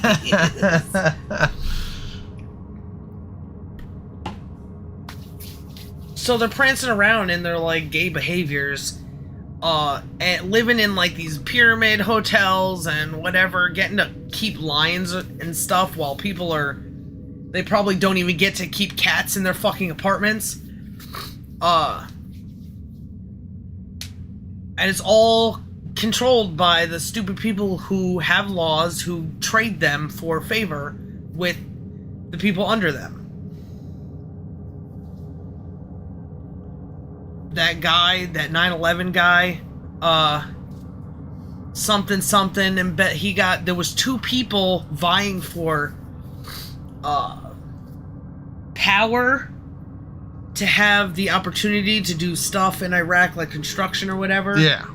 And one guy was caught with for embezzlement or something, and also trying to bribe politicians while the other person got the contract and got all this money and did all this terrible stuff. It's like, don't you see?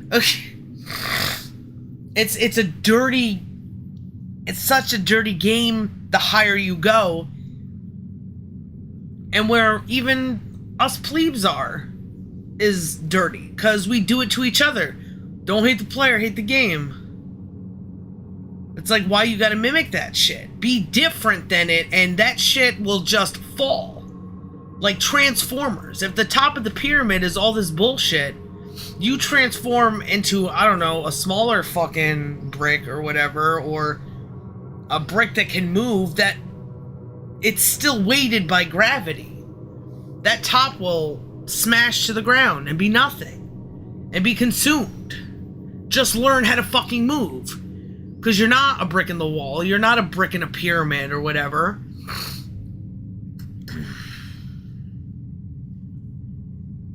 And also, it's not a fucking pyramid. It's a bidipole. The other side of the bidipole exists only in name. Not in action and people in control of it. Except, you know, the few. But it don't mean shit. Even when I say, just me. It is just been you. Well, I don't know that. I haven't talked to everybody in the world. But I'm hoping to. But who knows? If they talk to me and they're like, I wanted to just be me who's the smartest? Okay, well, how do you expect to get anything done and not get swallowed by everything in the world, idiot? Did you even go to college?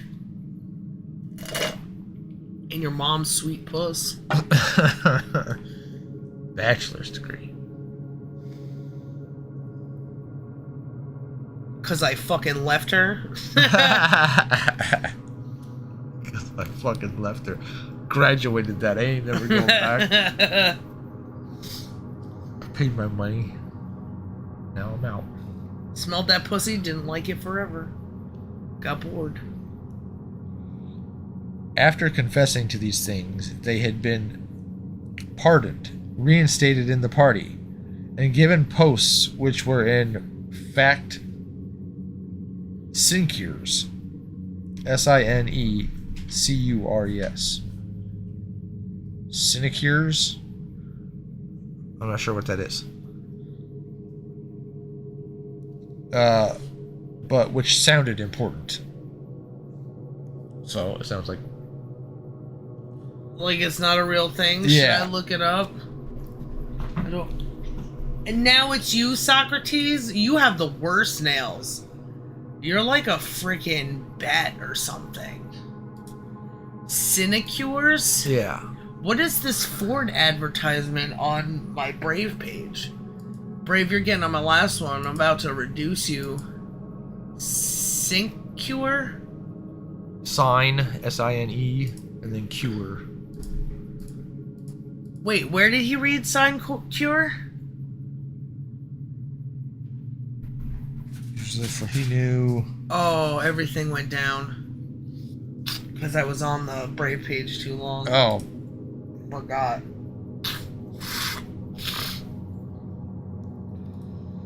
It says, and given posts which were in the fact sinecures. Oh, because isn't his friend named Sign? S-I-M-E. Sign. Oh. Okay, you read, I'll do this. All three had been writing long, abject articles in the Times, analyzing the reasons for their defection and promised to make amends. A position or office that requires little or no work, but provides a salary. So many. Did you want this? Oh, thank you, wife. An ecclesiastical benefice, not attached to the spiritual duties of a parish. An ecclesiastical benefice without cure of souls. The fuck? So, a person that makes money from the church but don't have to be church? I don't have to be church. I'm ready. Okay.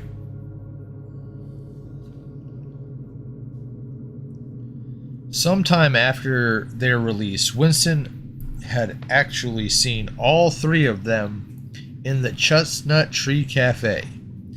He remembered the sort of terrified fascination with which he had watched them out of the corner of his eye. They were men far older than himself, relics of the ancient world, almost the last great figures left over from the heroic early days of the party. The glamour of the underground struggle in the Civil War still faintly clung to them. He had the feeling, although already that the time facts and dates were growing blurry, that he had known their names years earlier than he had known of Big Brother. But they were outlaws, enemies, untouchables, doomed with absolute certainty to extinction within a year or two. No one who had once fallen into the hands of the thought police ever escaped in the end. They were corpses waiting to be sent back to the grave.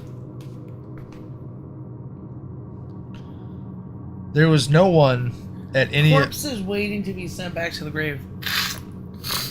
Like, that's how we start off.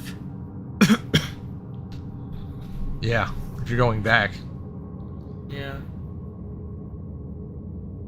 It's a dark point of view.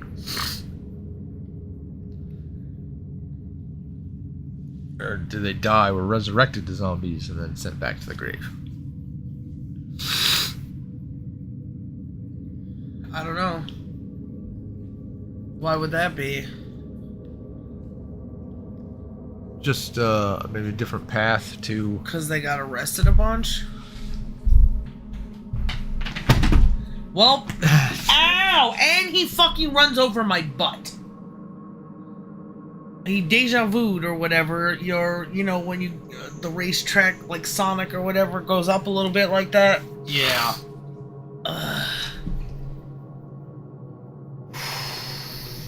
This shit has to stop though, because my back is bleeding and my fingers are bleeding. And soon my butt's gonna bleed. But it's not because of the claws though. I put something in there. The cat. And it broke. Oh, you want to read for a few? I'm going to look at your back and I'm fine. Okay. Oh, would you like to read a few? I would like to drink some and become unparched. Where are we? By the time I figure this shit out and... There's a waiting... Thought? Right? The start of that. Thought? Thought there. police?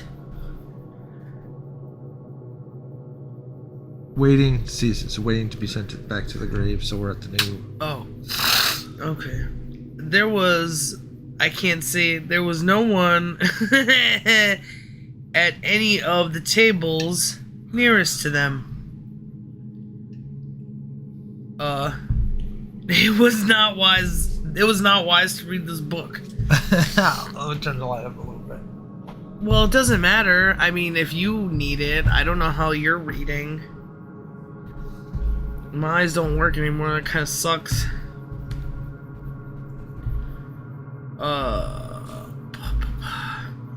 It was not wise even to be seen in the neighborhood of such people.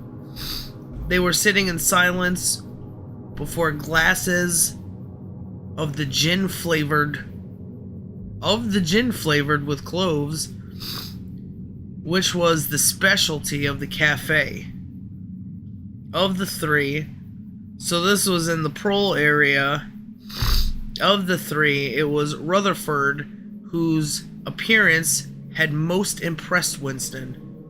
Rutherford had once been a famous caricaturist whose brutal cartoons had helped to inflame popular opinion before and during the Revolution. Even now, at long intervals, his cartoons were appearing in the Times. They were simply an imitation of his earlier manner, and curiously lifeless and unconvincing. Always they were a rehashing of the ancient themes: slum tenements, starving children, street battles, capitalists in top hats. Even on the barricades, the capitalists still seemed to cling to their top hats in endless, hopeless efforts to get back into the past. They was capitalists, or was that, so Big Brother's capitalists? They were simply an imitation.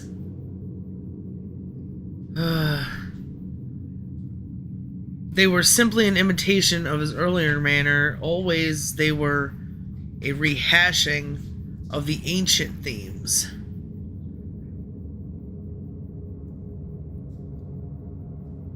Capitalists in top hats. And they were...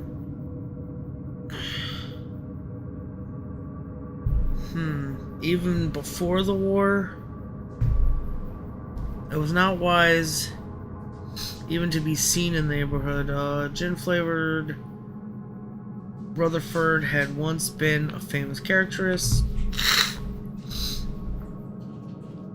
before and during the Revolution. So did he add the top hats to appease Big Brother? Still seem to cling to top hats. So it seems like maybe they were hated on both sides, but I don't think so. Touch endless hopelessness. He was a monstrous man with a mane of greasy gray hair, his face pouched and seamed with protuberant lips.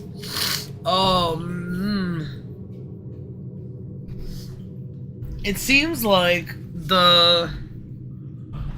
these people who are getting hunted down or whatever, Yeah. just regular old people who are trying to say something, and they were doing it before and during the Revolution, making fun of people with top hats. And they're getting hunted now. So the top hats are just Big Brother. Interesting thing. I gotta blow my nose. Will you?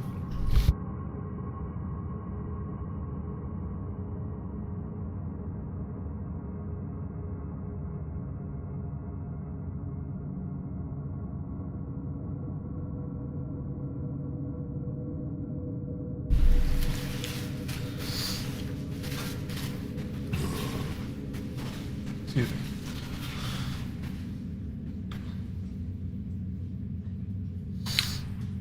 They, when I picked them up, they all feel, I don't know if you picked one up yet. Light.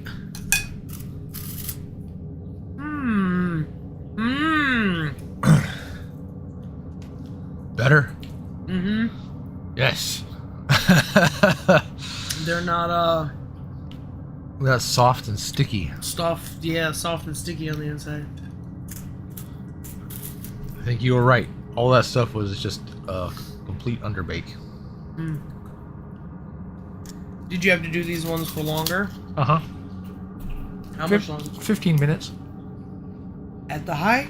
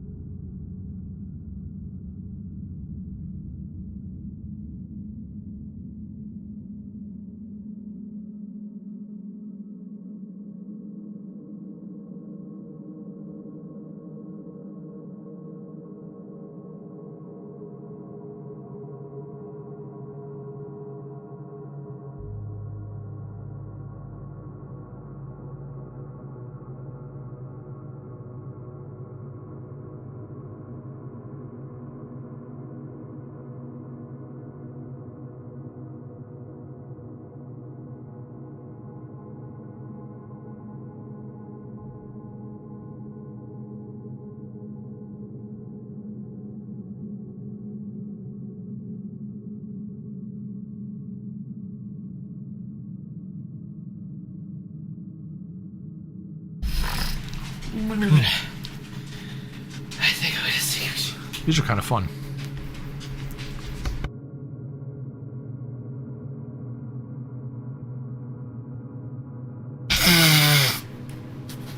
They're textually interesting. What are these called again? Meringues? Meringues. Are they meringues? And this is basically how you make lemon meringue on the meringue. You just do it for less.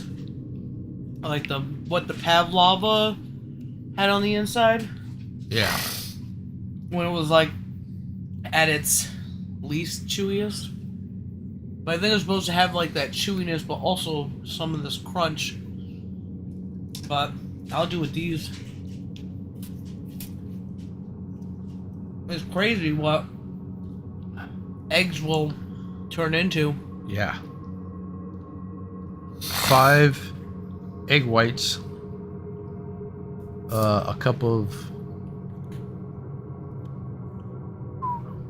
powdered sugar. Which gets added a little bit of time as you mix it. Is it powdered sugar because of the cornstarch? I think because if it's fineness. Yeah. The Mary Berry recipe, it calls for like the finest sugar. It's like, well, that's not powdered sugar is the finest we get, and then it adds a teaspoon of cornstarch and acid. You think there's too much cornstarch? Since that powdered sugar has cornstarch, right? Unless we switch, because that other thing still had modified cornstarch, even though it's GMO free.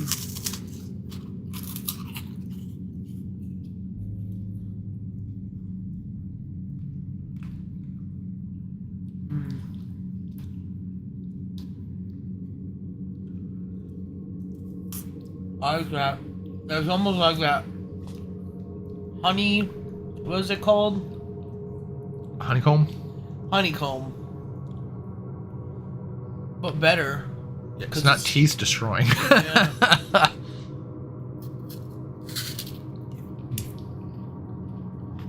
We're mukbanging, y'all. To tweets. ASMR. Can I have some of that milk? No. Thank you, wife.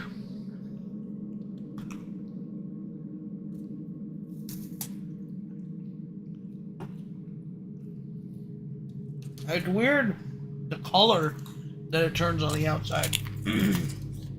As it doesn't look like it browned, it looks like it oranged.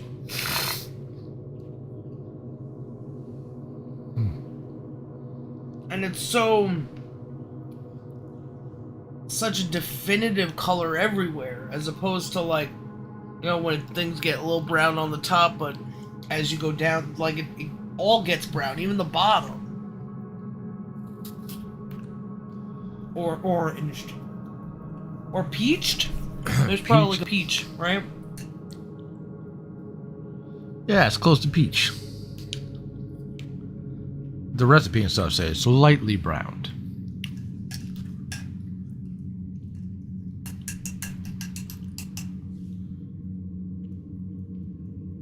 That's fun. One more. Ugh. And it goes so deep in. I wonder how people do it and make it white. They probably just use bleach or some shit. Listen, you.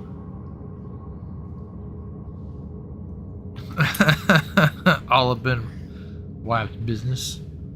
Nope. Not the boss of everything.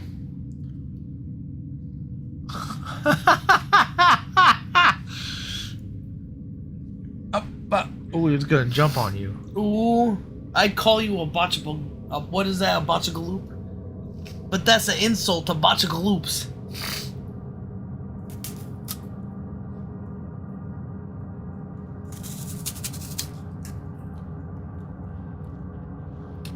At least I have a bodyguard.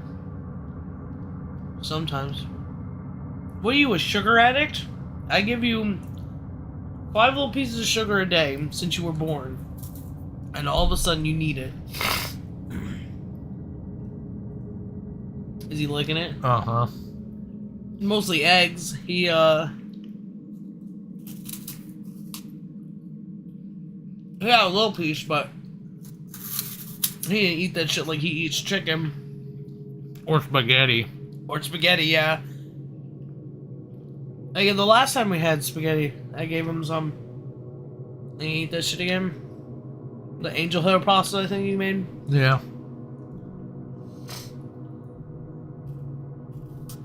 You Italiano. You need a bow tie. Every cat needs a bow tie. You can use the nuts you took off of them as a bow tie. Why I'm going to waste? Fucking contrary assholes. They're no longer functional, so they might as well be decorative. Yeah.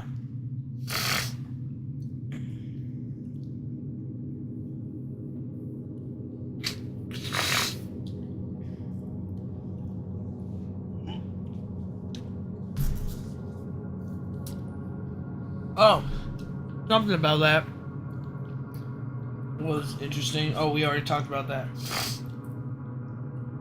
It was just like just top hats who were doing this shit. And he wasn't even anybody special. This Rutherford, one of those 3 that were running away. He was just a caricaturist who did stuff in a newspaper. Wow. Public enemy number 1, eh? He was, yeah. Probably just used and abused. The guy who drew cartoons was the counter-revolutionary. They used him as an example.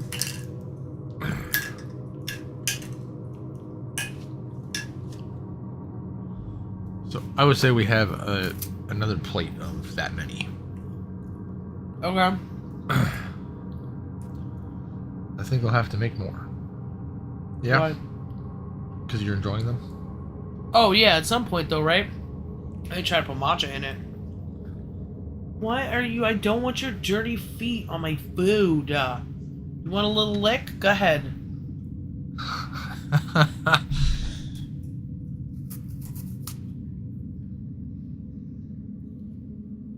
I think part of it's also the noise it makes. Yeah. That's He's pretty cool. so fascinated, and his mood kind of shoots off in like 2 directions when that back massager thingy turns on. Oh, yeah? Yeah. It's real inquisitive. With an every now and then it turning into like I gotta fight it.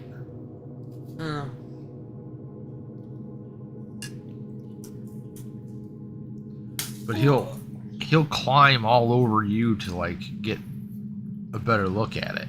But I've played with it with him, you know, like up close, and he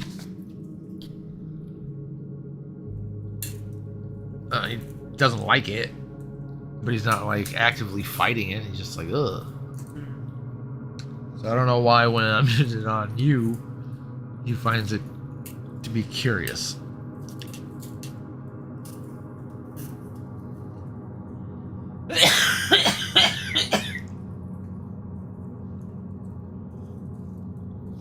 Maybe because it's interacting with me?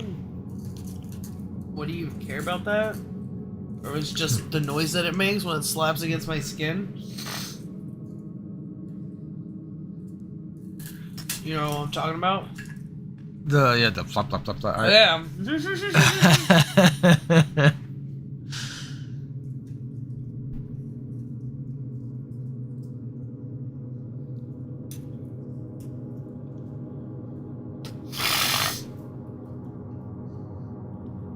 If the cat was going to be curious about something, I guess there's more terrible things to be curious about. Yeah, like crocodiles.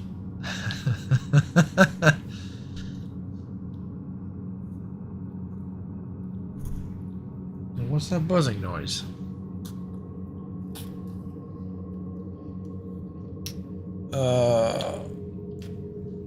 So where are we here? There's some to the grave. Should I look at it? His cartoons appearing in the Times, they were simply an imitation of his earlier manner. Was that After that? He was a monstrous man. Yeah, we might as well start there. Well, still seemed to be clinging to their top hats, an endless and hopeless effort to get back into the past. He was a monstrous man, with a mane of greasy gray hair, his face pouched. Had the same Or reaction. seamed, with protuberant lips. Too pouched? Yeah. I was like, perched? Or... It looks weird. yeah. Paunched?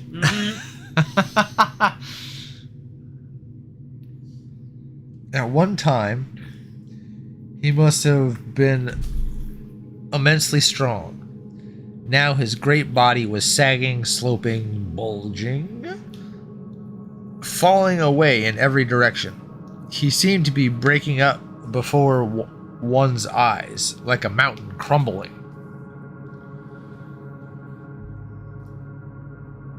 He was the lonely hour of 15.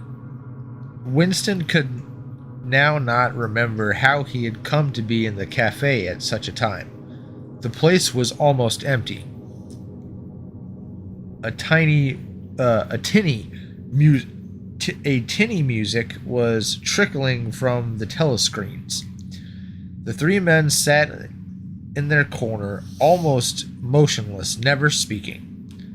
Uncommanded, the waiter brought fresh glasses of gin. There was a chessboard on the table beside them, with the pieces set out, but no game started. And then, for perhaps half a minute in all, something happened to the telescreens. The tune that they were playing changed, and the tone of music changed too.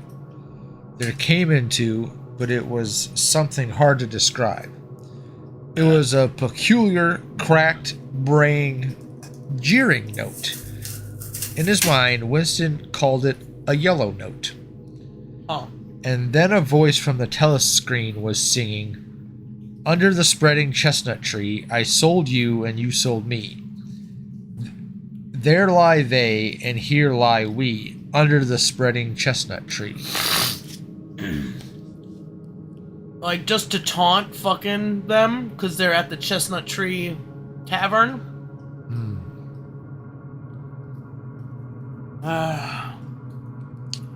The three men never stirred.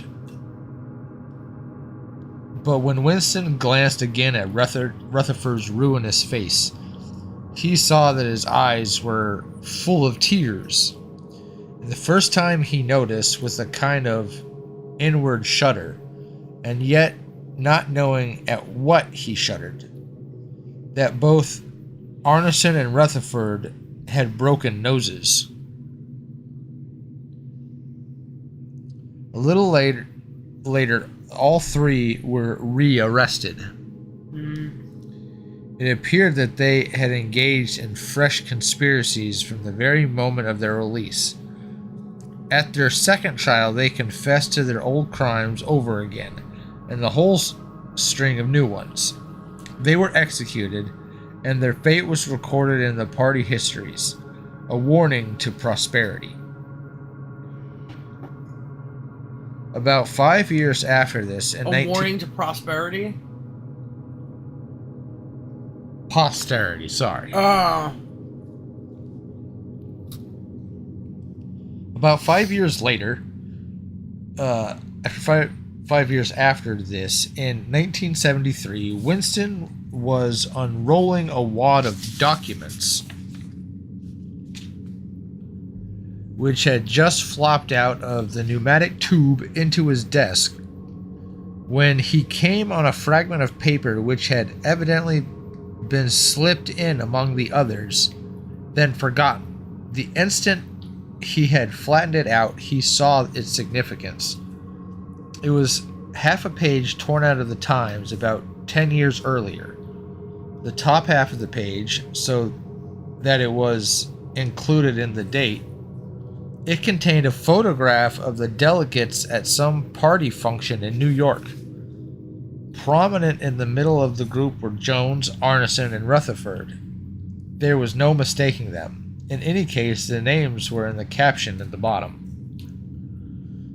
The point was that both trials, all three men had confessed that on that date they had been seen on Eurasian soil. So they had flown from a secret airfield in Canada to a rendezvous somewhere in Siberia and had conferred with the members of the Eurasian General Staff, to whom they had betrayed important military secrets. But they were able to just hang out at the bar? Yeah. People who went through that kind of trouble to betray. And those three, who were just the last three, what, cartoonist, a fucking doctor or whatever.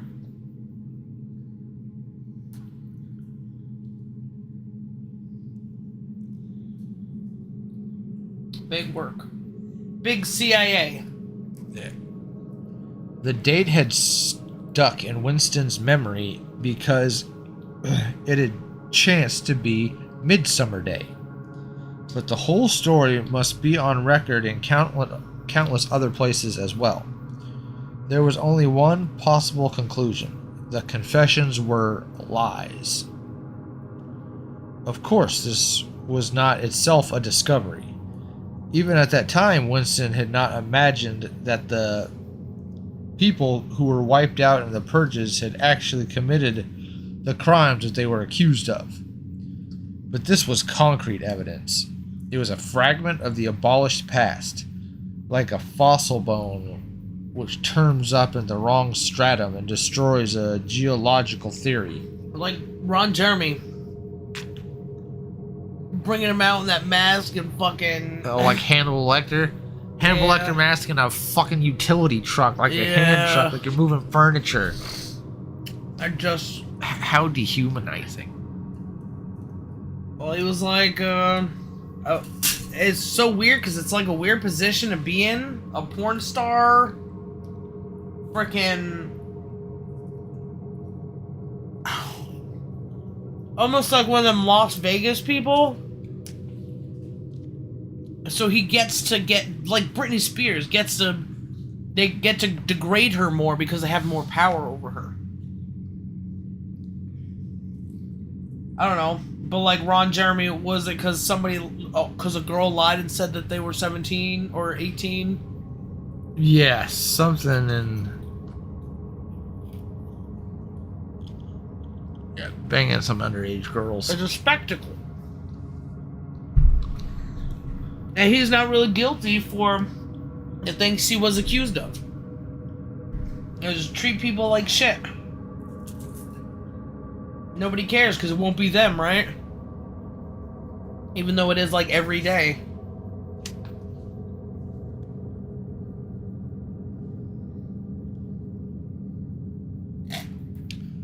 It was enough to blow the party to atoms.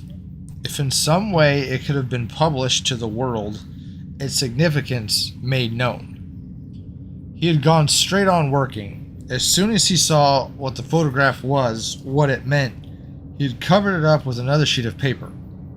Luckily, when he unrolled it, it had been upside down from the point of view of the telescreen. He took his scribbling pad on his knee and pushed back his chair, so to get as far away from the telescreen as possible. To keep your face expressionless was not difficult. and even your breathing could be controlled, with an effort. But you could not control the beating of your heart. The telescreen was quite delicate enough to pick it up. Ugh. They could hear your heartbeat? Or is that just what Big Brother tells you?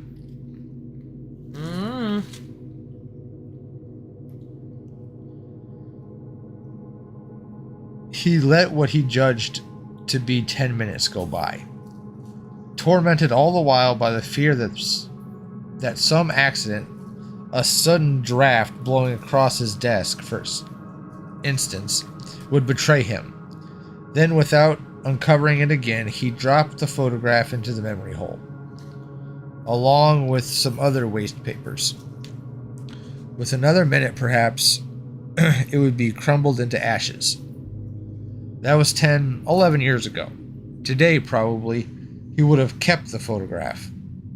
It was curious that the fact of having held it in his fingers seemed to him to make a difference even now, when the photograph itself, as well as the event it recorded, was only memory. Was the party's hold upon the past less strong, he wondered, because a piece of evidence which existed no longer had once existed?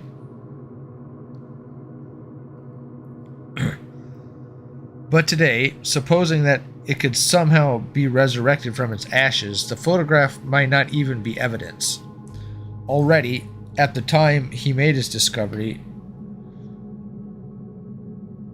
Oceania was no longer at war with Eurasia, and it must have been the agents of Eurasia that the three dead men had betrayed their country, since there had been other charges, two, three, he could not remember how many. Very likely, the confessions had been rewritten and rewritten until the original facts and dates no longer had the smallest significance. The past not only was changed, but changed continuously.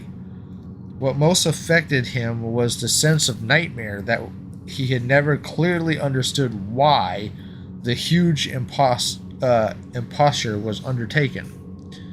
The immediate advantage of falsifying the past was obvious, but the ultimate motive was mysterious. He took up his pen again and wrote,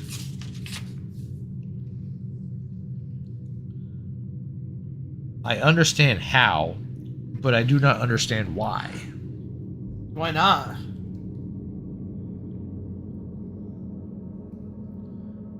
He wondered, as he had many times wondering before, whether he himself was a lunatic. Perhaps a lunatic was simply a minority of one. At one time, it had been a sign of madness to believe that the earth goes around the sun. Today, to believe that the past is unalterable. He might be alone in that, holding that belief, and if alone, then a lunatic. But the thought of being a lunatic did not greatly trouble him. The horror was that he may also be wrong. I feel that. These are almost like Lucky Charm marshmallows.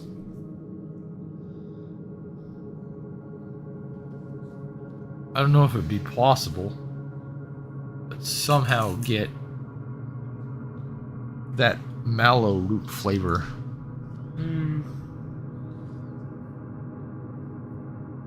But I don't know how you get that into egg whites. Very carefully. You have to make an extract, I guess. Maybe you could soak sugar in the mallow or infuse it, stick them together, let them sit for a really long time. Huh.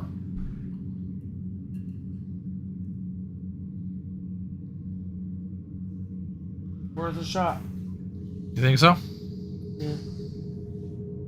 Did you want more? I shouldn't. So I'm gonna hold off. Okay. It's like the dust in the bottom of the cereal pack.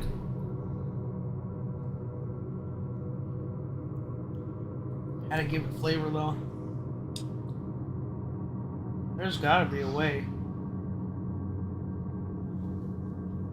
Not just putting stuff on it.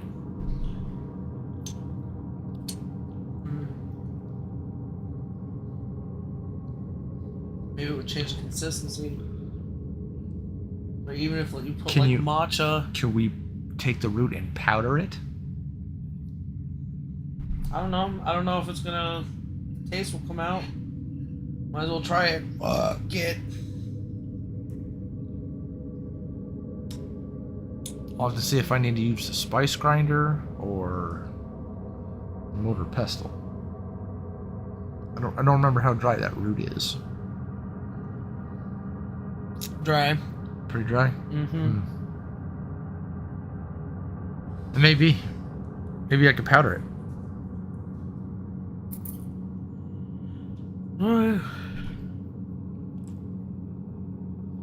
He picked up the children's history book and looked at the portrait of Big Brother, which formed its frontispiece. The hypnotic eyes gazed into his own. It was as though some huge force was pressing down upon you.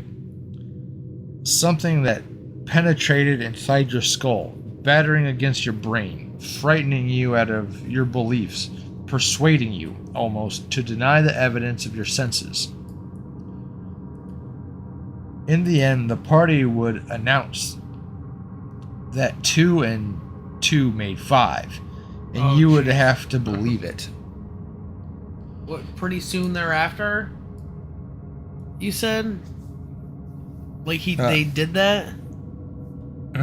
In the end, the party would announce that 2 and 2 made 5, and you would have to believe it.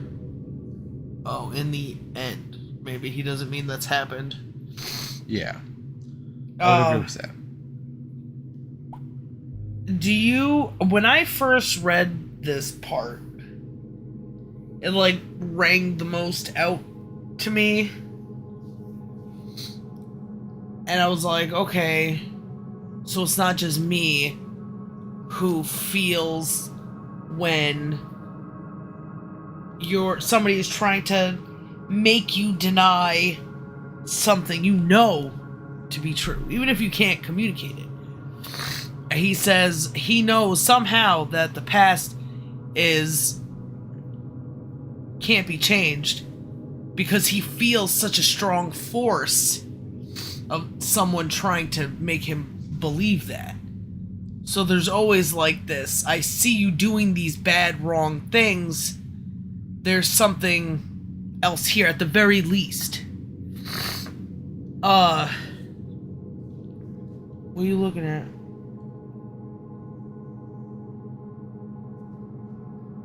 Seem bigger. Like That's just because I'm holding them weird. Oh, they look poofier, but that would be why. Okay. And sometimes I tuck my tits in like a gentle lady. Madam. I don't know where that lies in everyone else. I can't find it in you. I can't find it in anybody else. If they have it, it's like to deny reality whenever they want. That force that Winston feels. Somehow I know this to be true. I don't know. It's maybe people lost it, or maybe people never had it. But apparently George Orwell had it. Somebody had to have had it who read this book. I don't know why they didn't do... Why doesn't everybody, though, react to that? I got a sense that somebody's trying to pull the wool over my eyes. Maybe people did at one point, and then it just got beaten out of them. Accepted a loss. They accepted a people parking there for.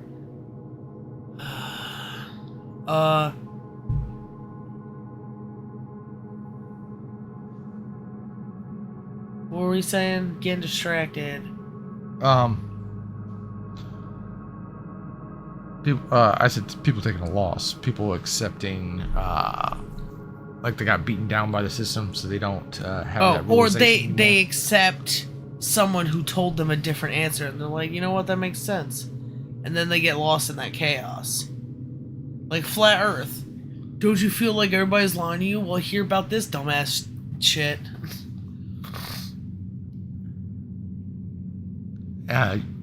Gave him a gateway to perception, and then gave him a really dumb perception. Yeah. Do people just get stuck there? What happened to you? You can relate to yourself. I related to me.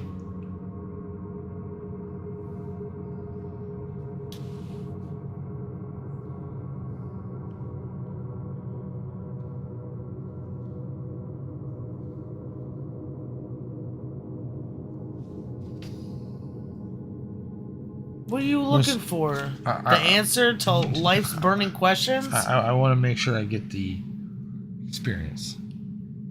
Right, so... Okay. I was just going back and... 18 pages.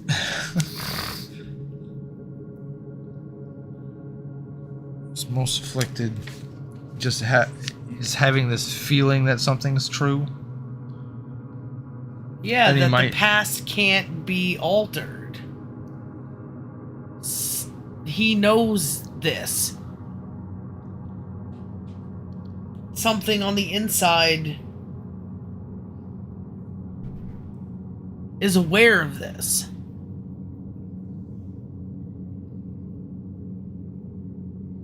Ain't you looking for it? I'm just trying to help you find it. I'm thinking about what you said. I think I found it. I understand how. I do not understand the why. He wondered to himself. He thought he was a lunatic. At one time, it had been a sign of madness to believe that the Earth goes around the sun.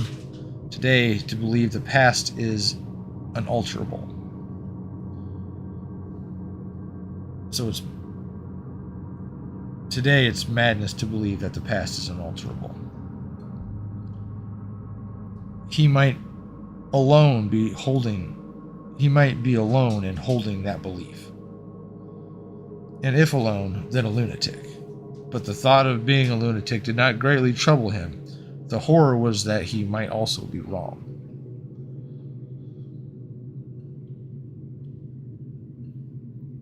Was he saying the opposite?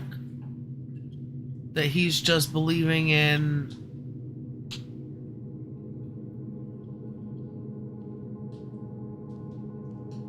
That he said he's alone in it, though.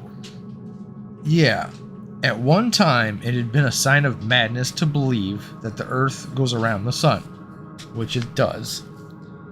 Today, to believe that the past is unalterable, which also true.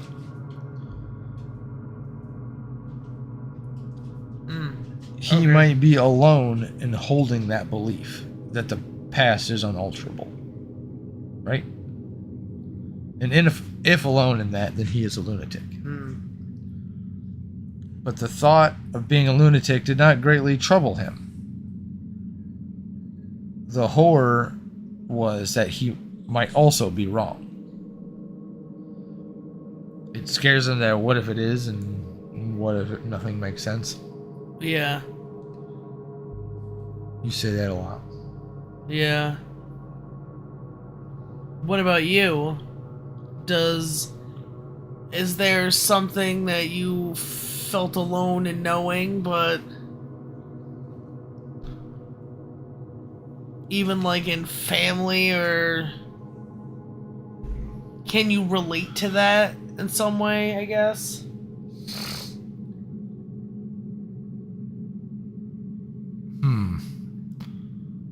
What comes to my mind is a feeling like I was alone in believing something.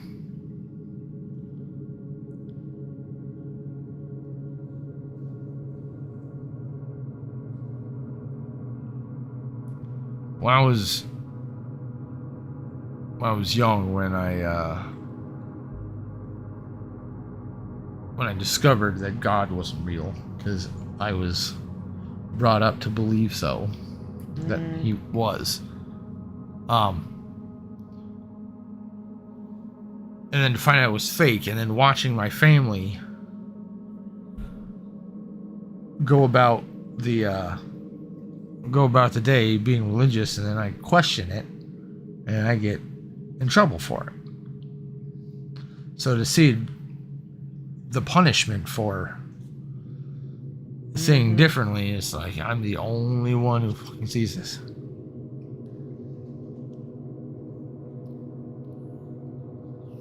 Do you allow that experience to be the motor to future experiences where that might happen?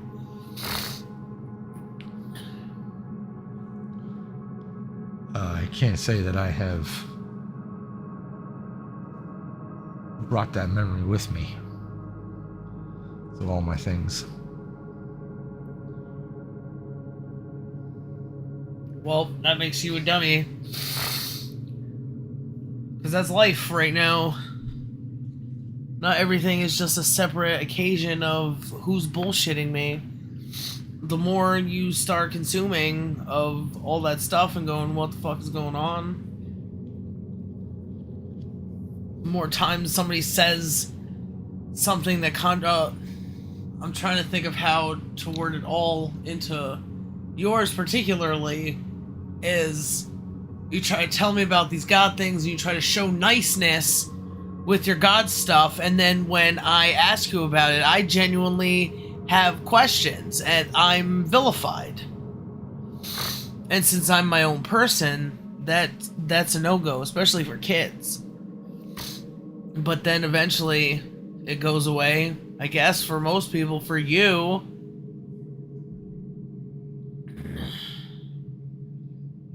oh, I guess I relate to Winston.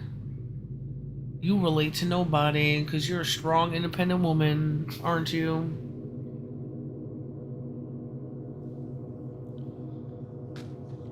That's one way you could describe that wife.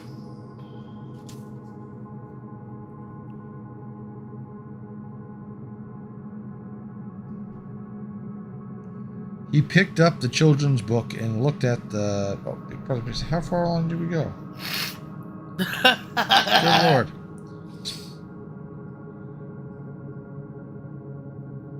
In the end, the party would 2 and 2 is 5. It was inevitable that they should make their claim sooner or later. Their logic of its position demanded it.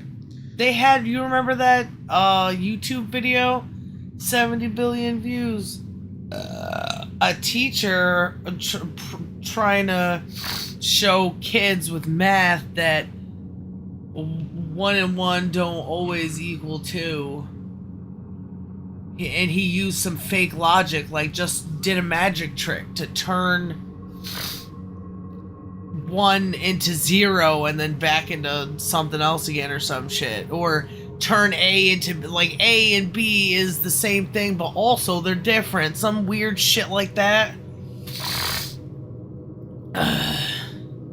Just try to say, like, 1 and 1 is 3. Yeah, there's or numbers don't exist because 1 is 0 or so, like some just arbitrary ass way to play with math. But it doesn't represent real things. What is with all this fucking flashy light shit? I hate it.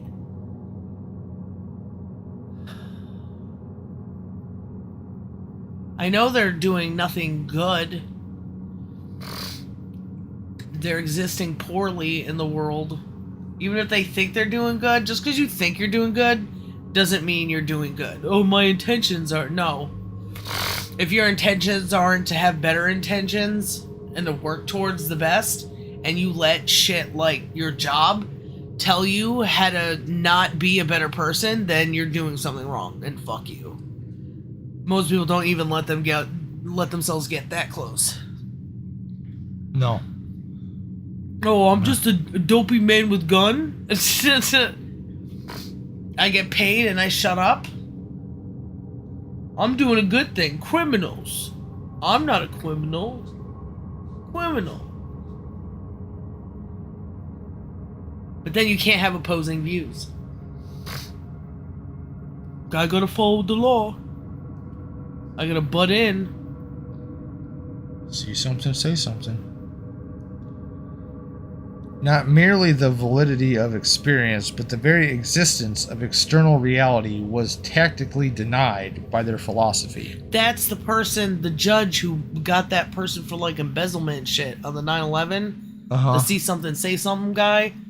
And he's friends with the person who won some sort of case that got the other guy in prison. Well, got all the contracts of something. Some stupid bullshit. Like, who gets to put a bank in Iraq after a war? Who gets to deal with that paperwork? It's the government has full fucking control. And it's a shit show. Even from the little bit I've seen with your jobs, it's like gross. It's like, how stupid. And what a waste of money. Or what a waste of time. They look incompetent.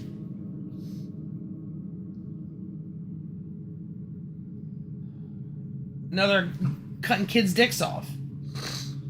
Now they all have sentience, probably because they're all just doing Satanist shit.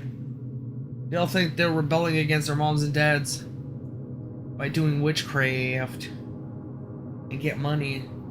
But really, it's just because they were there to begin with, and now they're just sucking baby D's for no reason. To get off, because they don't feel alive. Gross.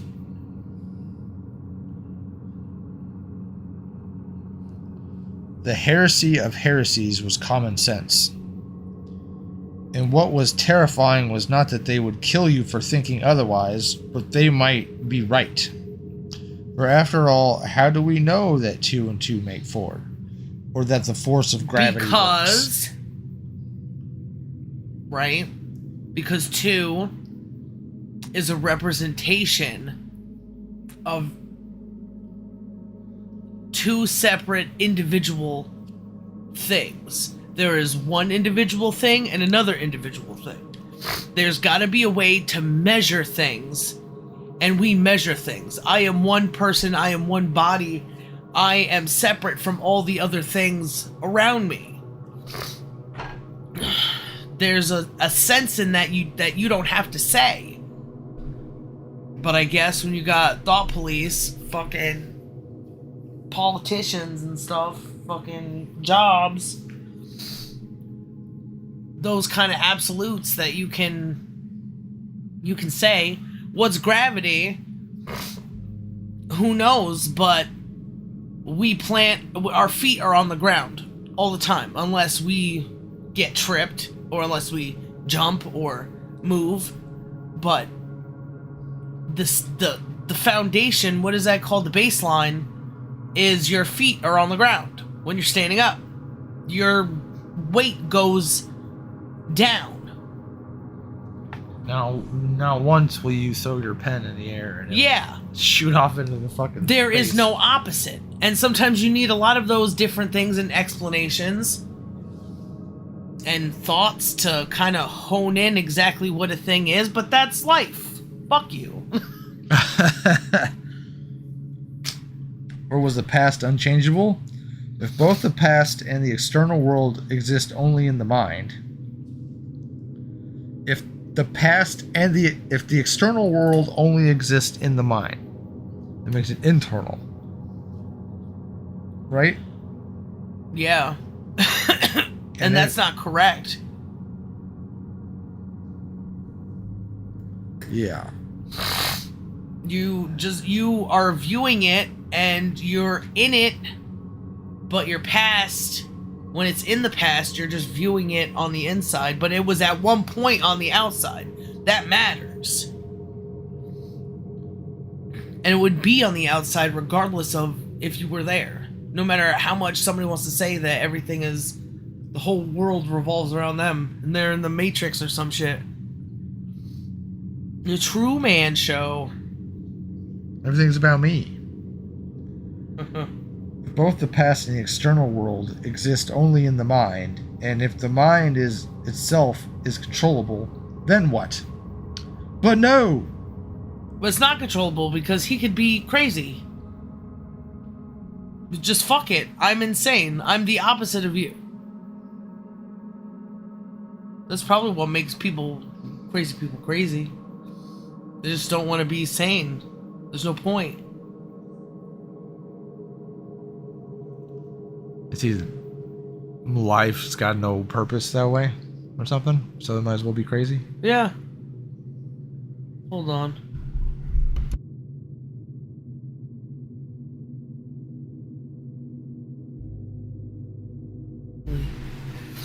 There's no reason to be sane. And maybe your mind just kind of goes away.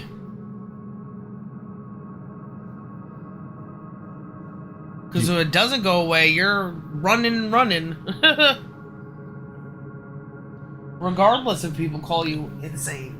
At least you're not locked up in a hospital, but being locked up in a hospital eventually is how it's going to be.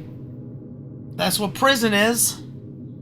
Just creating these confined individuals. Not solving no problems. No. It's not. Punishment does not equal learning or even justice. No. It's if someone gets to be the middleman between me and what I would do, then it's not justice. My rage can't be represented by someone else. And who the fuck are you to tell me that it can be?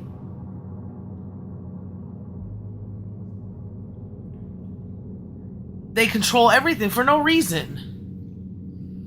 Because everything would be chaos because I'm a fucking robot or something. I'm an animal.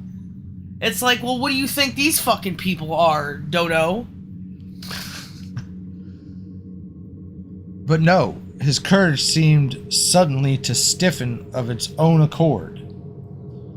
The face of O'Brien. Wait, what stiffened? His courage. Oh, for fuck's sakes. The face of O'Brien, not called up by any obvious association, had floated into his mind. He knew with more certainty than before that O'Brien was on his side. He was writing the diary for O'Brien. To O'Brien. It was like an interminable letter to which no one would ever read, but which was addressed to a particular person and took its color from that fact. Sorry, I was in my own head. What'd you say? He's writing to O'Brien, but it's never going to be, to O'Brien. Oh, he's like, Dear O'Brien, it is Dear Calmini. In his diary? Yeah. Oh, Dreamy O'Brien. They're reading his shit because then O'Brien's suddenly like, hey. He's there probably to attract Winston. He probably planted that fucking piece of newspaper. Yeah. Since we know what happens, I mean, this line, you can see like the He's exact. He's good at finding his own people. O'Brien is. The face of O'Brien, not called up by any obvious association. So you got psyoped. It just happened. O'Brien just happened to be in his brain. Patterns. If people don't see the patterns, they just let this random shit pop in their head and then they're crazy. Everything else, he was going down this good path and then he's like, But he thought of Julia the same way and fucking hated her. Because she doesn't bring courage. She's the enemy. He probably set her up too. That would make sense. He seems to be manipulative of everything. Yeah. The party told you to reject the evidence of your eyes and ears. It was their final, most essential command.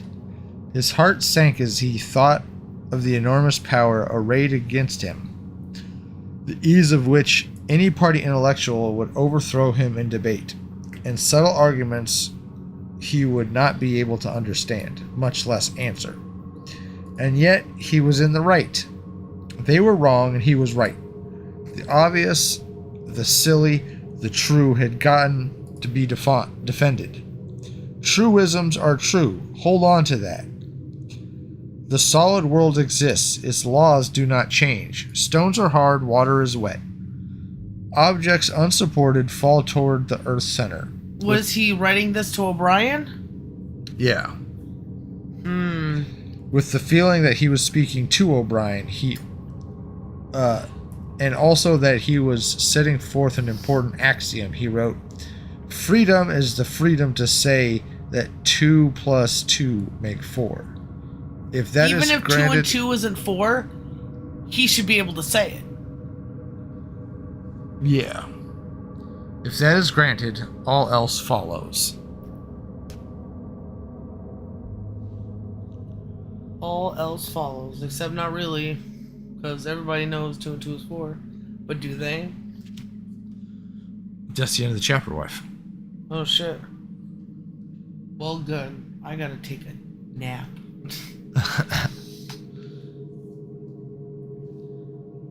Okay. This was good, I think. Yeah. Engaging. Bye, fans. You To gotta do who? some ranting. Did I rant? Uh-huh. Well, now I fell asleep. Well, thank you for being awake long enough to do a many-hour podcast. Mini hour? Many. Oh. Like the Ministry of Yeah. Podcasts? Minicast. Creepy. I don't want to talk like that. Ugh. Okay. Shut her down.